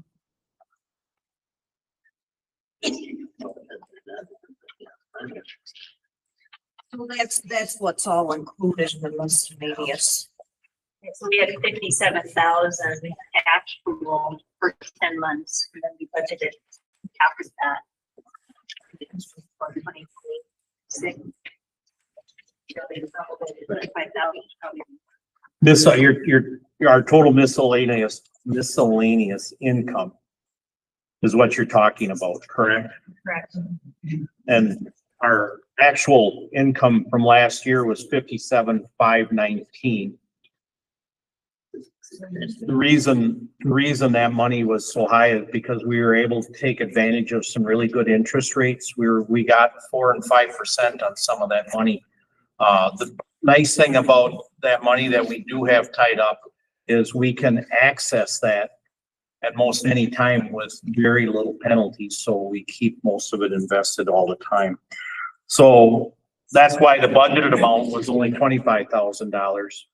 The actual was 57 because of those good investment rates. Because that, like Kay had said, that was $20,000+ that we were able to realize just from our money invested. So going forward, we budgeted the same amount, $25,000, because we don't know where that's going to go. And you don't want to budget more than what, and then you don't get that much in. You'd rather keep it on the lower side than on the higher side. Yeah, I have a question. So when you're talking about your funds that are liquidated, like you can liquidate it if you needed that money. Right. Is there any talk about like you invest half that money into what you've got now, and then take the other half and get more bang for your buck, more So- interest. You're talking Type of fund. tying some of it up in long-term notes. Well, not necessarily long-term. You can do different types of investing. You know, where you can, whether it's a money market or, you know, you have CDs, if that's what you guys are used to doing, or stocks or something, where you can make more than your $20,000 on 1.2. You know what I'm saying? I do know what you're saying. Like split it where you can make more, like 5% or 6% or whatever. Correct. All I can speak to just a little bit of that. In the past, so we were doing baby steps here. Yeah. In the past, our money that we had, our $1 million, which wasn't $1 million. I don't know what it was 2 years ago. I come to a lot of these meetings, but I don't remember. Our town board used to have our money invested at perhaps 1%. Then it got moved to this money market fund or the savings account fund that it's a variable rate. We have different dollar amounts. Just $50,000 that's in one block of money that perhaps is paying us 4.5-4%, something like that. And then as these CDs or whatever, however you want to, they are coming in at lower rates today now. As they mature, they're coming in at lower rates. But the beauty of that plan, and I understand, the beauty of that plan is if we had a natural disaster here and we needed $500,000, we can get at it today. And no penalty. Yeah. However, like even my own personal account, we'll just say Park City. Okay, Yep. so I get 5% of my checking. Right. And then anything over a certain amount, you get 3%. Correct. 4%. 3 or 4. 4, yeah. 4. So Perhaps we should. it's something to look at. Correct. And perhaps we So should. many debit card things, and I don't think that's an avenue that we But use as a board. I don't know, we're just throwing that out there. to Yeah. put a little frosting on that cake, so to speak. At least we have money to Yes. earn interest on. No, I'm not saying that. I'm just. No, I saying, understand. Look I at, understand. look at options where you can make more money. We could talk to them. So we do our banking at Stone. Crossbridge, when Crossbridge. we looked at that and I talked to our person there. Yeah. And that was, I think it was about a year and a half ago, and that's what they said was the best option was that sliding fee, and sometimes if we're up over, you know, well over $1 million, then yeah, we're pulling in more money, and then if it slides down. I know, I can't remember exactly what, but there was there was in the past, and I don't know if Gene or Mr. Frisky, if you have any more information on it. I think there is some regulation on being able, as a nonprofit, in your investments. So that would have to be looked at more, that you can't just go like to Edward Jones, because that was attempted in the past, because we found a higher one there. Our past chairman did, and then we found out this was going to be really great, and then we couldn't do it. So there is some regulation. I don't know if you guys know more about that, but yeah, there was. So anyway, that's a great question, and it should always be looked at. And I think, you know, part of that CD, it's always, that part is always reviewed too, to see what the highest, you know, is rated on that we can find. Just a side note, at the county, we've got, of course, substantially more money flowing through the accounts, and 2.9 is about the best you can do right now. Part of it is because they know that government has got some money, and so, we're using those types of accounts, and they're restricted by state law. We had some luck with a couple of the banks, that are allowed by state law, but 9 to 3% is about all you're going to get out of it, because they know you're coming. There you go. Thank you for the question. You're welcome. Okay, move on to the expenditures. Assessors contracts. 21,640. Building inspection, 4,000. Community center upkeep, 25,000. Community center utilities, 10,000. Elections, 8,000. Total incidentals, 32,000.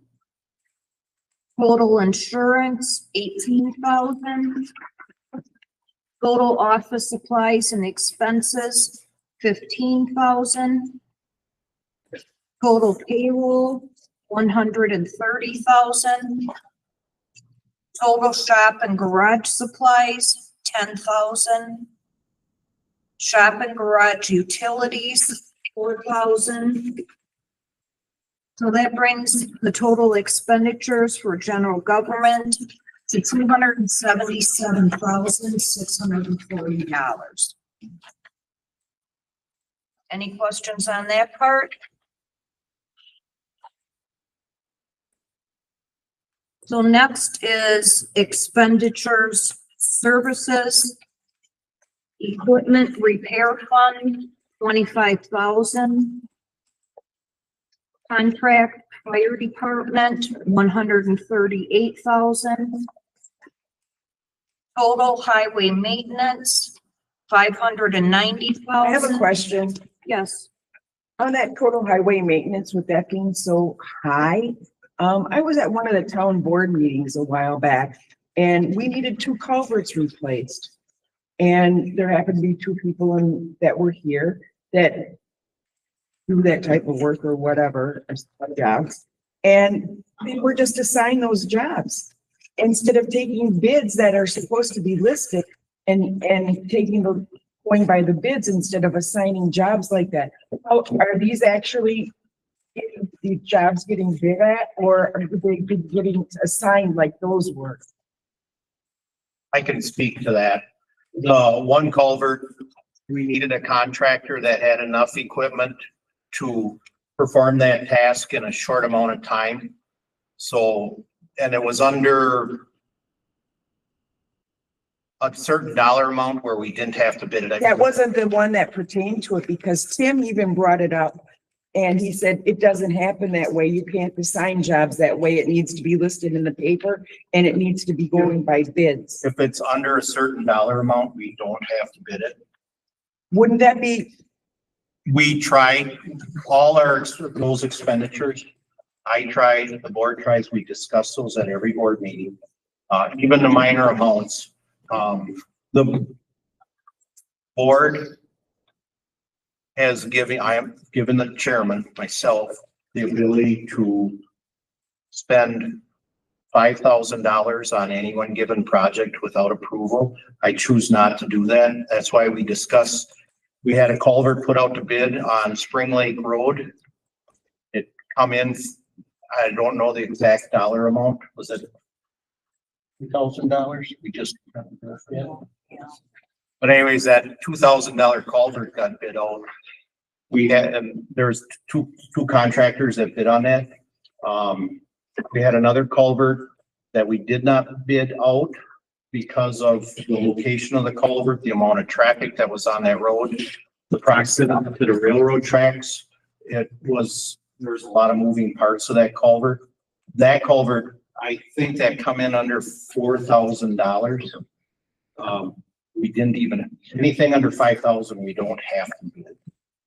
Well, why wouldn't you want to? We, in most cases, we will bid, but depending on the situation, the circumstances around the work that our contractor's performing, we choose to hire just a reliable contractor and not learn after the fact that the low bid contractor did not perform the work we needed. The other option we have is just hire the county, and then there's no bid necessary because it's government entity to government entity, and state statutes say we don't have to. The board chooses not to do that if we can avoid it. Sometimes we don't have a choice because the work has to be done right now. But we do bid jobs. every so often.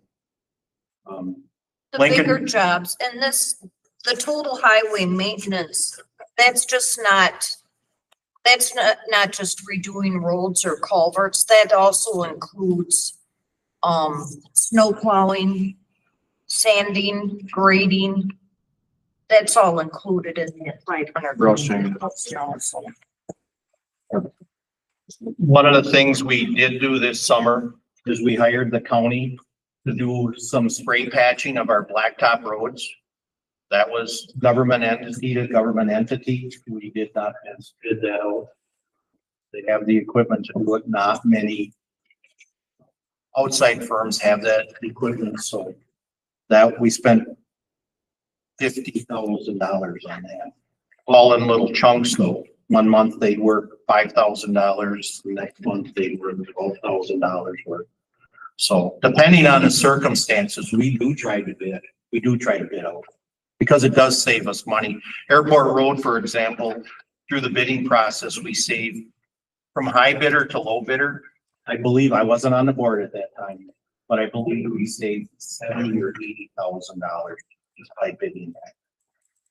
Lincoln Drive was bid out. I don't remember how much we saved on that road, but we did save $5,000, I think.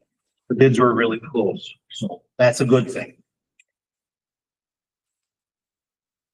Yes, Don? Just a quick one. So it did go up significantly, or what we're proposing from 465 to 590. Is there a specific project in there that would account for that? At this time, no.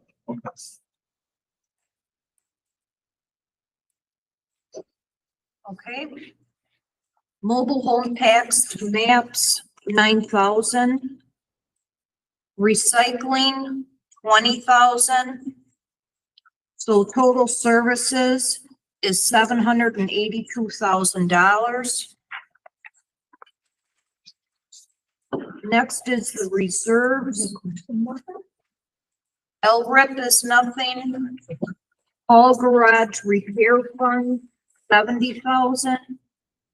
Machinery fund, 79,000. Cash flow reserve, 85,000. The total in reserve is 234,000.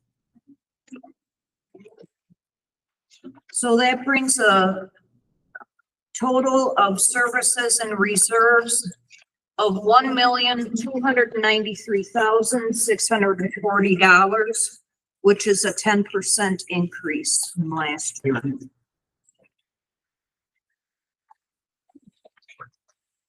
So then down at the bottom where the $613,045, that would be if you add up everything,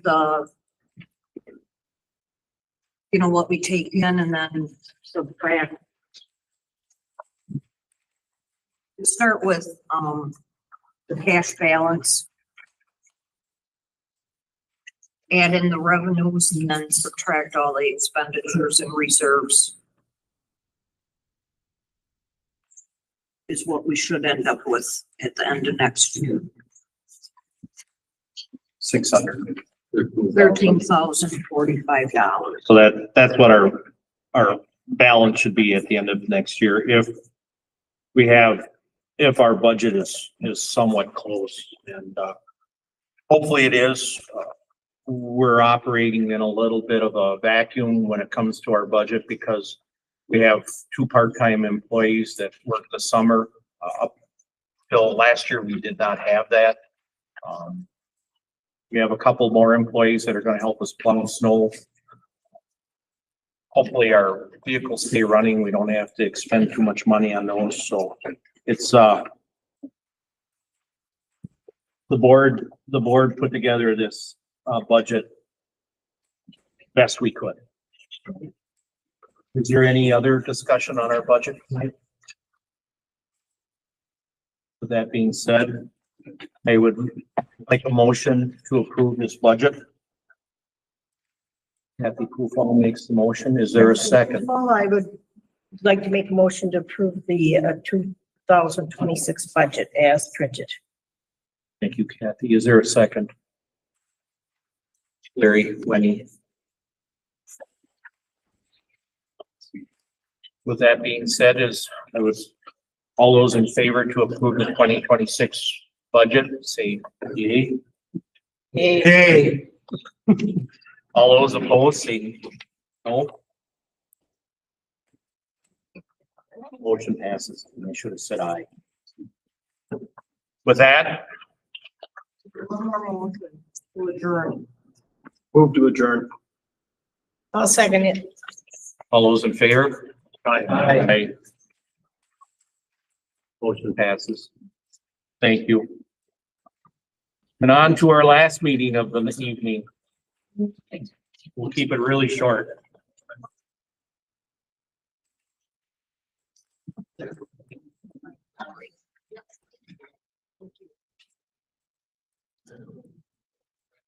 All members of the board are present.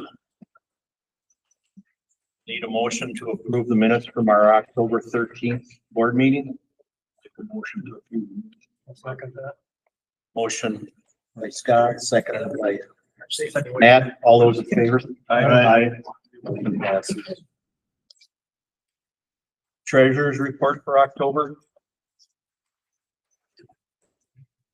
Ending balance as of November 10th, 2025, $1,169,199.63. With checks and then the outstanding checks, the balance as of today is $1,013,196. No, say it again. $1,013,196.47. Need a motion to approve the treasurer's report for October. Make a motion to approve the treasurer report for October. Is there a second to that motion? Scott seconds that. Motion forward. All those in favor? Any opposed? Motion passes. Approve our vouchers for the month. I'll make a motion to approve the vouchers. Second that. All those in favor to approve the motion for Aye. vouchers? Aye. Motion passes.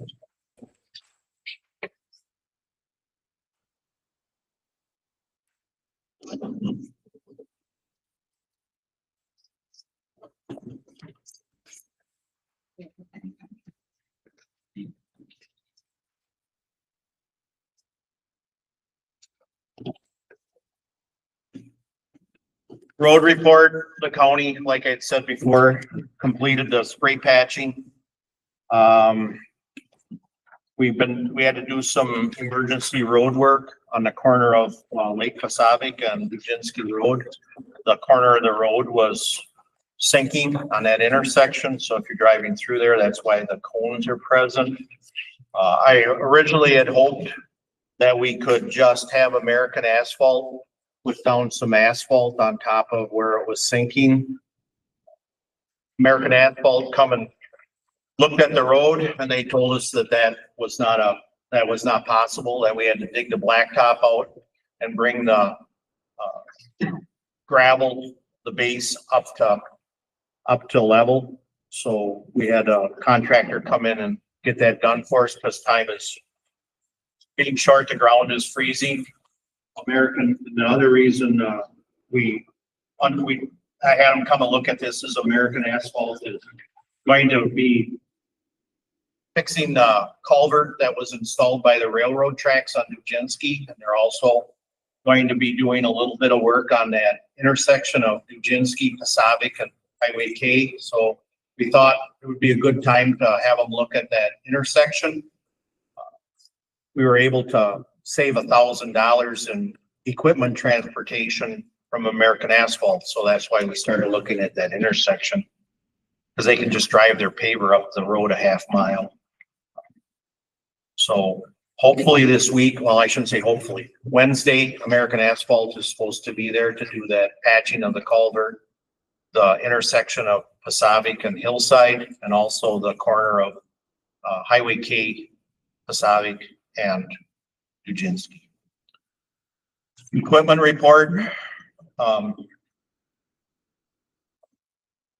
Western Star, we had to order a couple of parts for it. The parts that distribute the sand on the road were worn out. We put the equipment together for sand plowing and sanding our roads, and then we discovered we had a hydraulic leak, which led into a few more parts, but we have the parts now here, and hopefully this week or next week we'll have our snow plowing equipment ready to go. It is ready to go except for the sander on the one of the backs of on the back of the Western Star. With that, we'll move on to old business, discuss and approve the survey of Swamp Road. This is going, yes, ma'am?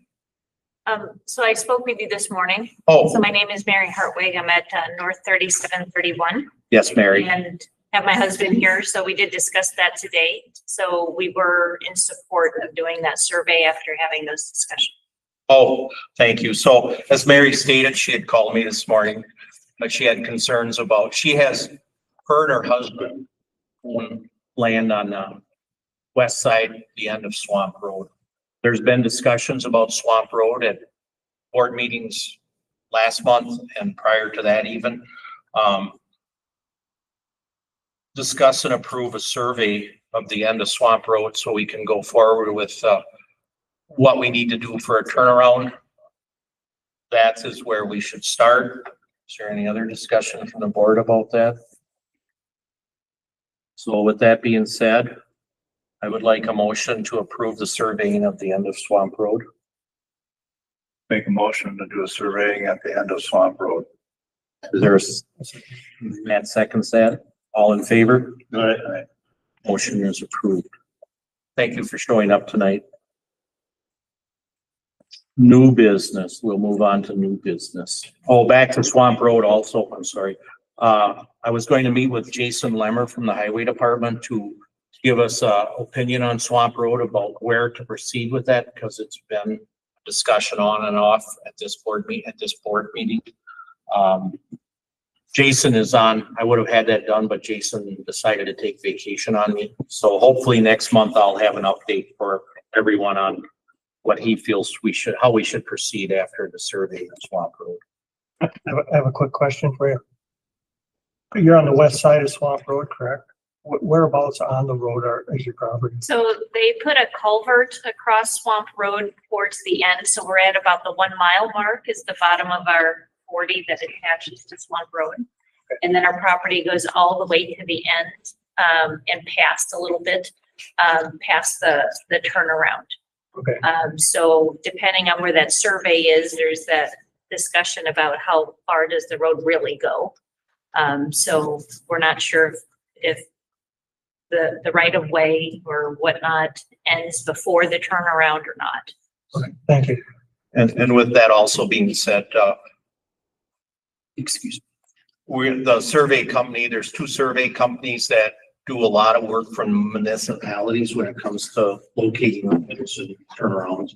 And since we have access to both of them, we will probably use REI for this one. And then the next turnaround we do, we'll use the other one to see which is a better fit for us, or maybe they're both good fits. So with that being said, also Swamp Road, because of discussions last month at this meeting, hopefully the company that mows the brush and the understory off of the sides of the roads, hopefully they have time to come and do that. I was hoping they would have been here by now, but now that the ground is frozen, it'll probably work out better. But we're going to try to mow the brush back on Swamp Road along with all the roads on the east side of US 51. So may I ask, do you do anything with ditching then too? Because like it practically washes my driveway out every spring on the thaw. So with that being said, I'll have to, we have to, once we get some costs and after Jason Lemmer looks at that road,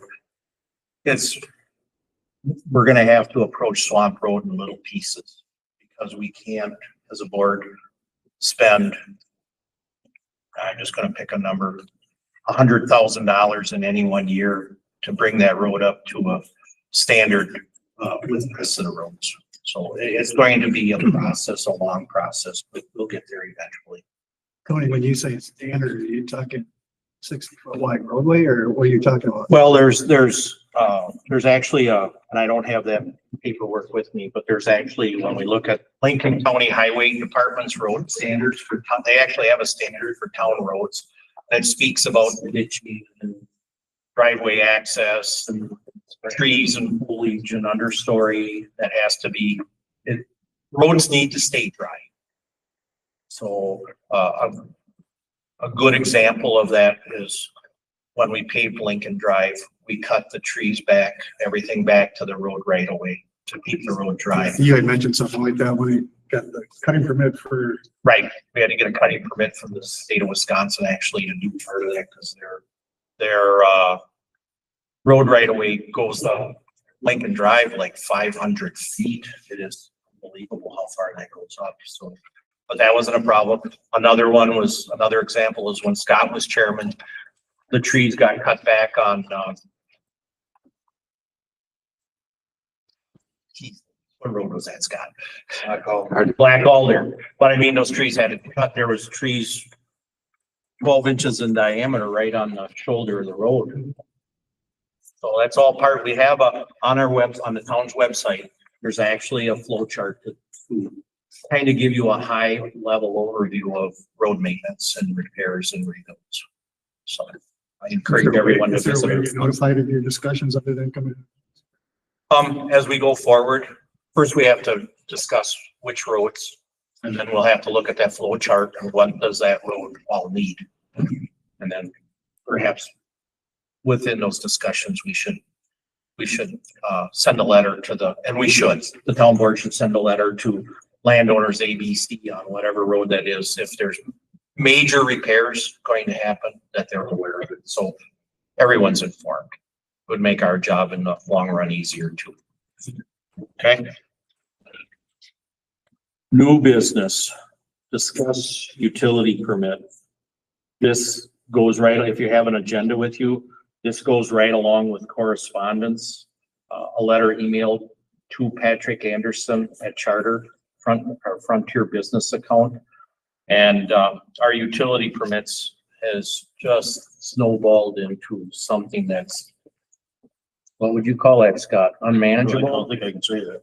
Yeah.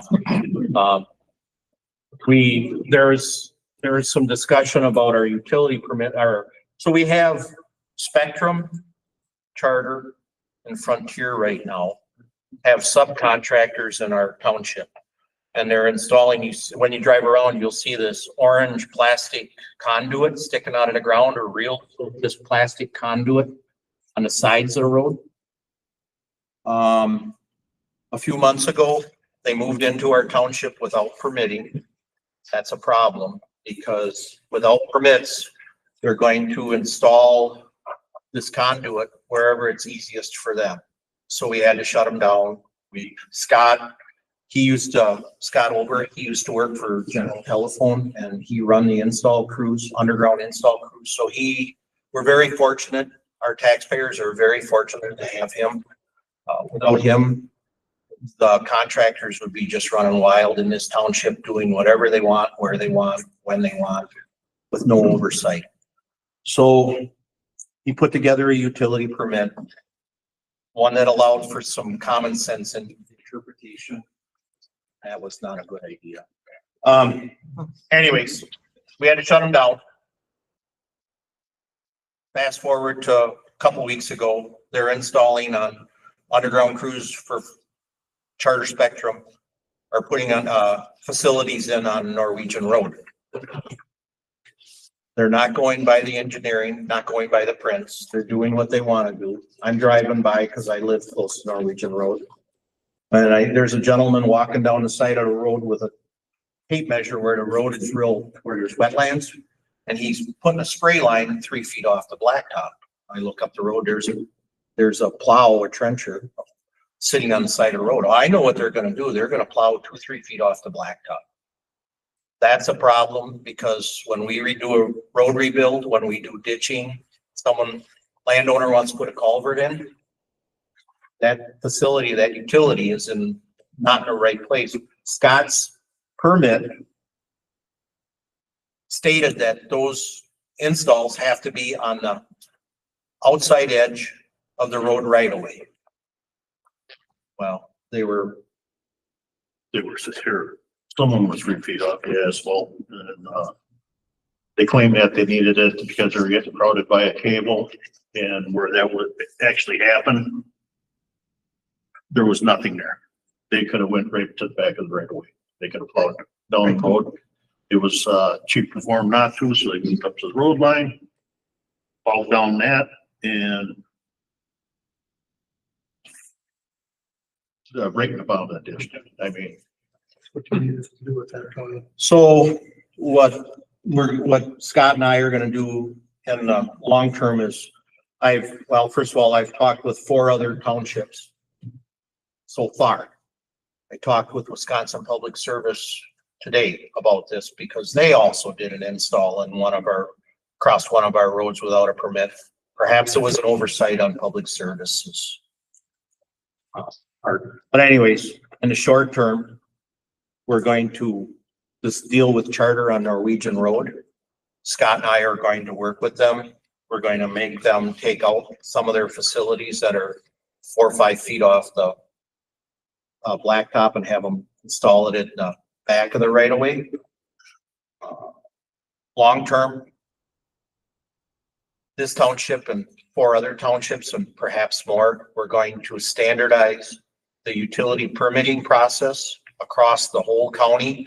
So, because they're all different. I looked them up and every township has a different utility permitting process. Therefore, the contractors interpret or they don't interpret or they do what they want. Going forward, so I'm hoping that come January 1st, we'll have a new utility permit process along with all the other townships in this. That's where we're at today. If there's no other discussion, the short-term answer is the ground's gonna freeze soon. So these guys are done. We also have another situation. Frontier, after we shut them down once, they moved in on Taylor Street with no permits either. So there's going to be within our utility permitting process, there is today consequences. In the future, those consequences are probably going to be a little bit more because Scott and myself in the last month, 30, 40 man hours. Well, that's why there has to be a fee for permits. So it doesn't fall on the general taxpayer of this township. So that's where we're at with, today, the board doesn't have, unless there's more discussion, that's what we're going to follow. Emergency and maintenance repairs only as permits. Well, the permits are going to fall off soon. And public service, we don't have to worry too much about because even though they did that job without permit, they did it correctly. So, but there's going to be some oversight. All right, moving on to new business. Discuss and approve fireworks permit for Dave Bessie. Starts December 25th and ends on December 25th. If there's no discussion, I'll need a motion to approve this. Show proof of liability insurance for this. We have one. Where is this? David Bessie. I don't know what's the address. That's what the question is actually. Want to watch? Oh, that's one too. It's on Schiller Drive. Oh, okay. Okay, I see them from my house. And he has the insurance, so any other discussion on that? Is there a motion to approve his permit? I'll make a motion to approve Dave Bessie's fireworks permit for December 25th, 2025. Second that. Great. All those in favor? Right. Motion passes. Discuss and approve bartender's license for Dustin Welch. Yeah, you did the liquor license last month and then when I was going through that, I realized he didn't have a bartender's license. What bar is this? That's that rustic red barn. Okay, great. That, for the audience, that's across from Rindell Printing. I believe they used to be a Peterson property. It's like a wedding barn, that kind of venue. I'll make a motion to approve his bartender's license for Dustin Welch. All those in favor? Aye. Motion passes. The correspondence with Patrick from Anderson from Charter, that was with the utility permitting and. Well, We have to prove the Illinois Tree Dodger yet. Oh. Yeah. Sorry, I have an old agenda. I have a good one here. So we have, on our agenda tonight, we need, approval of the snowmobile and all-terrain vehicle route. Town of Board of Merrill is hereby adopt an ordinance design designate following town roads as a snowmobile and ATV road in accordance with section 350.04 and section 23.33 line 8 of Wisconsin statutes. Those roads are Spring Lake Road, Black Alder Drive, Pinewood Lane, Forest Drive, Hillside Drive, Highway K to Lake Pasavic Road, ROW Road, East and West, Champaign Drive, Council Grounds Drive. That is through, the people that are looking for the group that is looking for this is L&L Tree Dodgers. I will make a motion to approve that snowmobile and all-terrain vehicle route. Second that. Very good question. Okay. God, what's your question? They're posting any signs on them. They posting. Brandon, would you care to answer that question? I don't believe there's speed limit signs on there. I know, I think on Forest Drive, there were problems, so a few years ago, so they posted on there. But, I mean, most of it's in the right of way. Most of them. Some of them.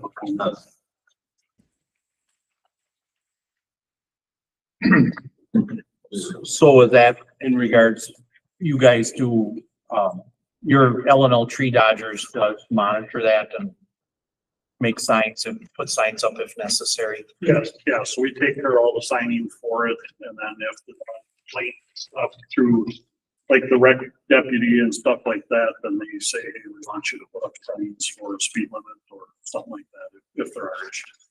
Okay. All right, is there any other discussion on I that? got a question on that. Yes, sir. Regarding Council Grounds Drive, there's, the state park doesn't allow those vehicles in the park. So they would come up to the park and then turn around, and come back. This is just for that short stretch right off of 107 to Forest Drive. Oh. Where that triangle is. By the Mexican restaurant down to the first corner on Forest Drive and then the trail cuts right to the water there. Gotcha. All right, is there any other questions about this? Was that? We already got a second. All those in favor? Aye. Motion passes.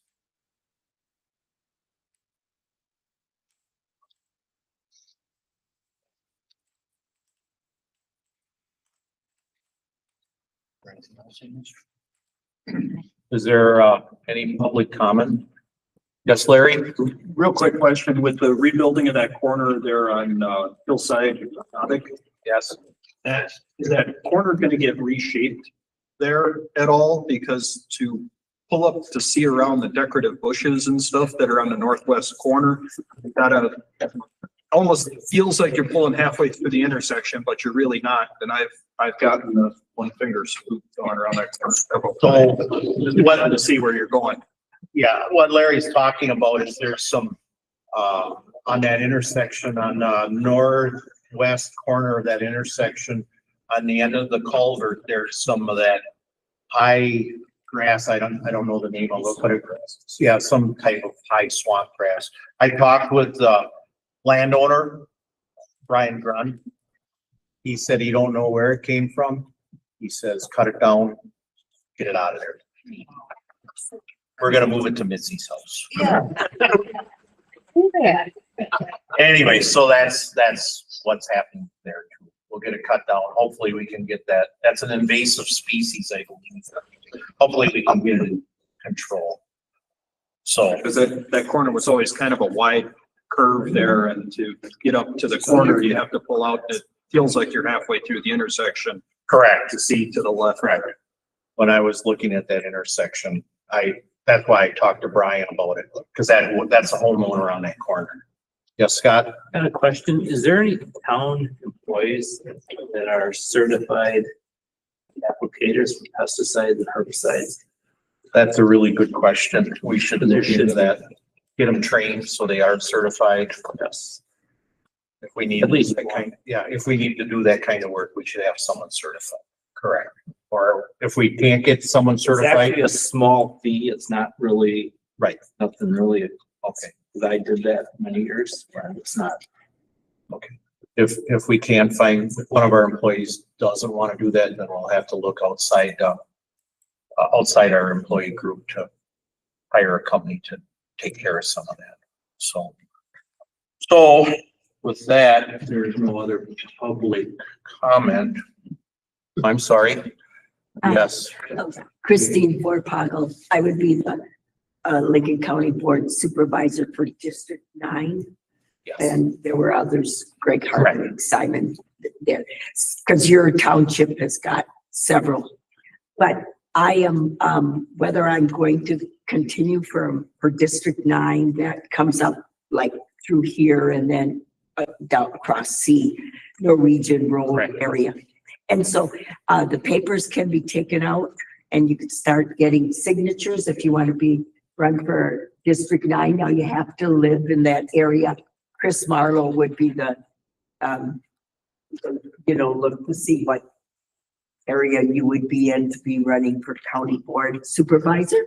But sometimes it is nice that we try to learn what you're doing and vice versa. Our budget hearing is coming on Wednesday morning, 9 a.m. Till it's finished.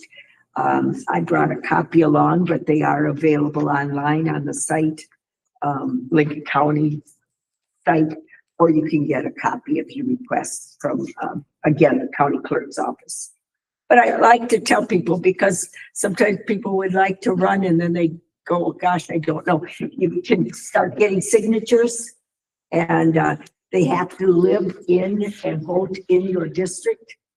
So you're kind of tricky because of your, you have different supervisors and they have to be turned in by Tuesday, January 6th to the county clerk's office. So, but just sometimes people don't have time. Just to familiarize the people and myself that are here, what committees do you serve on? I serve on the Board of Health. Okay. And we've secured recent, fairly new is we got a grant from the DNR from the state to do carbon monoxide testing. And because they're on an unfortunate accident, they intend to do some checking and do some public education. That slow moving boat that had the carbon monoxide, that tragedy. Most people, I didn't think that could happen. So we do a lot of public education.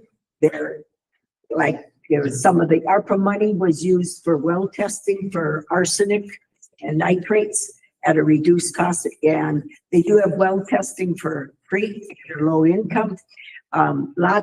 They are running the various, usually on Wednesday, but they will arrange if you have a lot of employees, that they will come in and do some of the COVID, flu, and some of those vaccinations.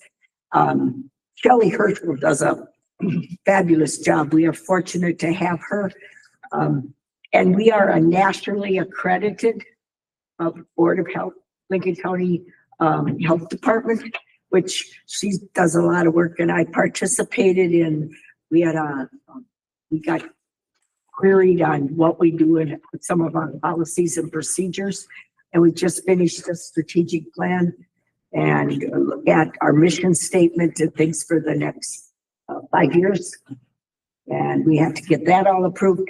And there are very few, and I didn't know the number, but in the state that our county health departments are nationally accredited. Okay. So that's the one I serve on. I do like that since COVID, that they do a lot of the committee meetings are recorded, just like yours. And people can either listen to it live or they can watch the video. So oftentimes to stay informed, I'm listening to the committee meetings just over my phone. And so you no longer, to stay informed, like what property is doing or what finance is doing. So, but I like to just mention that time to consider running for public office. And there are some that that serve on both town boards and the county board. So just so you know, that's a big. Thank you, Christine.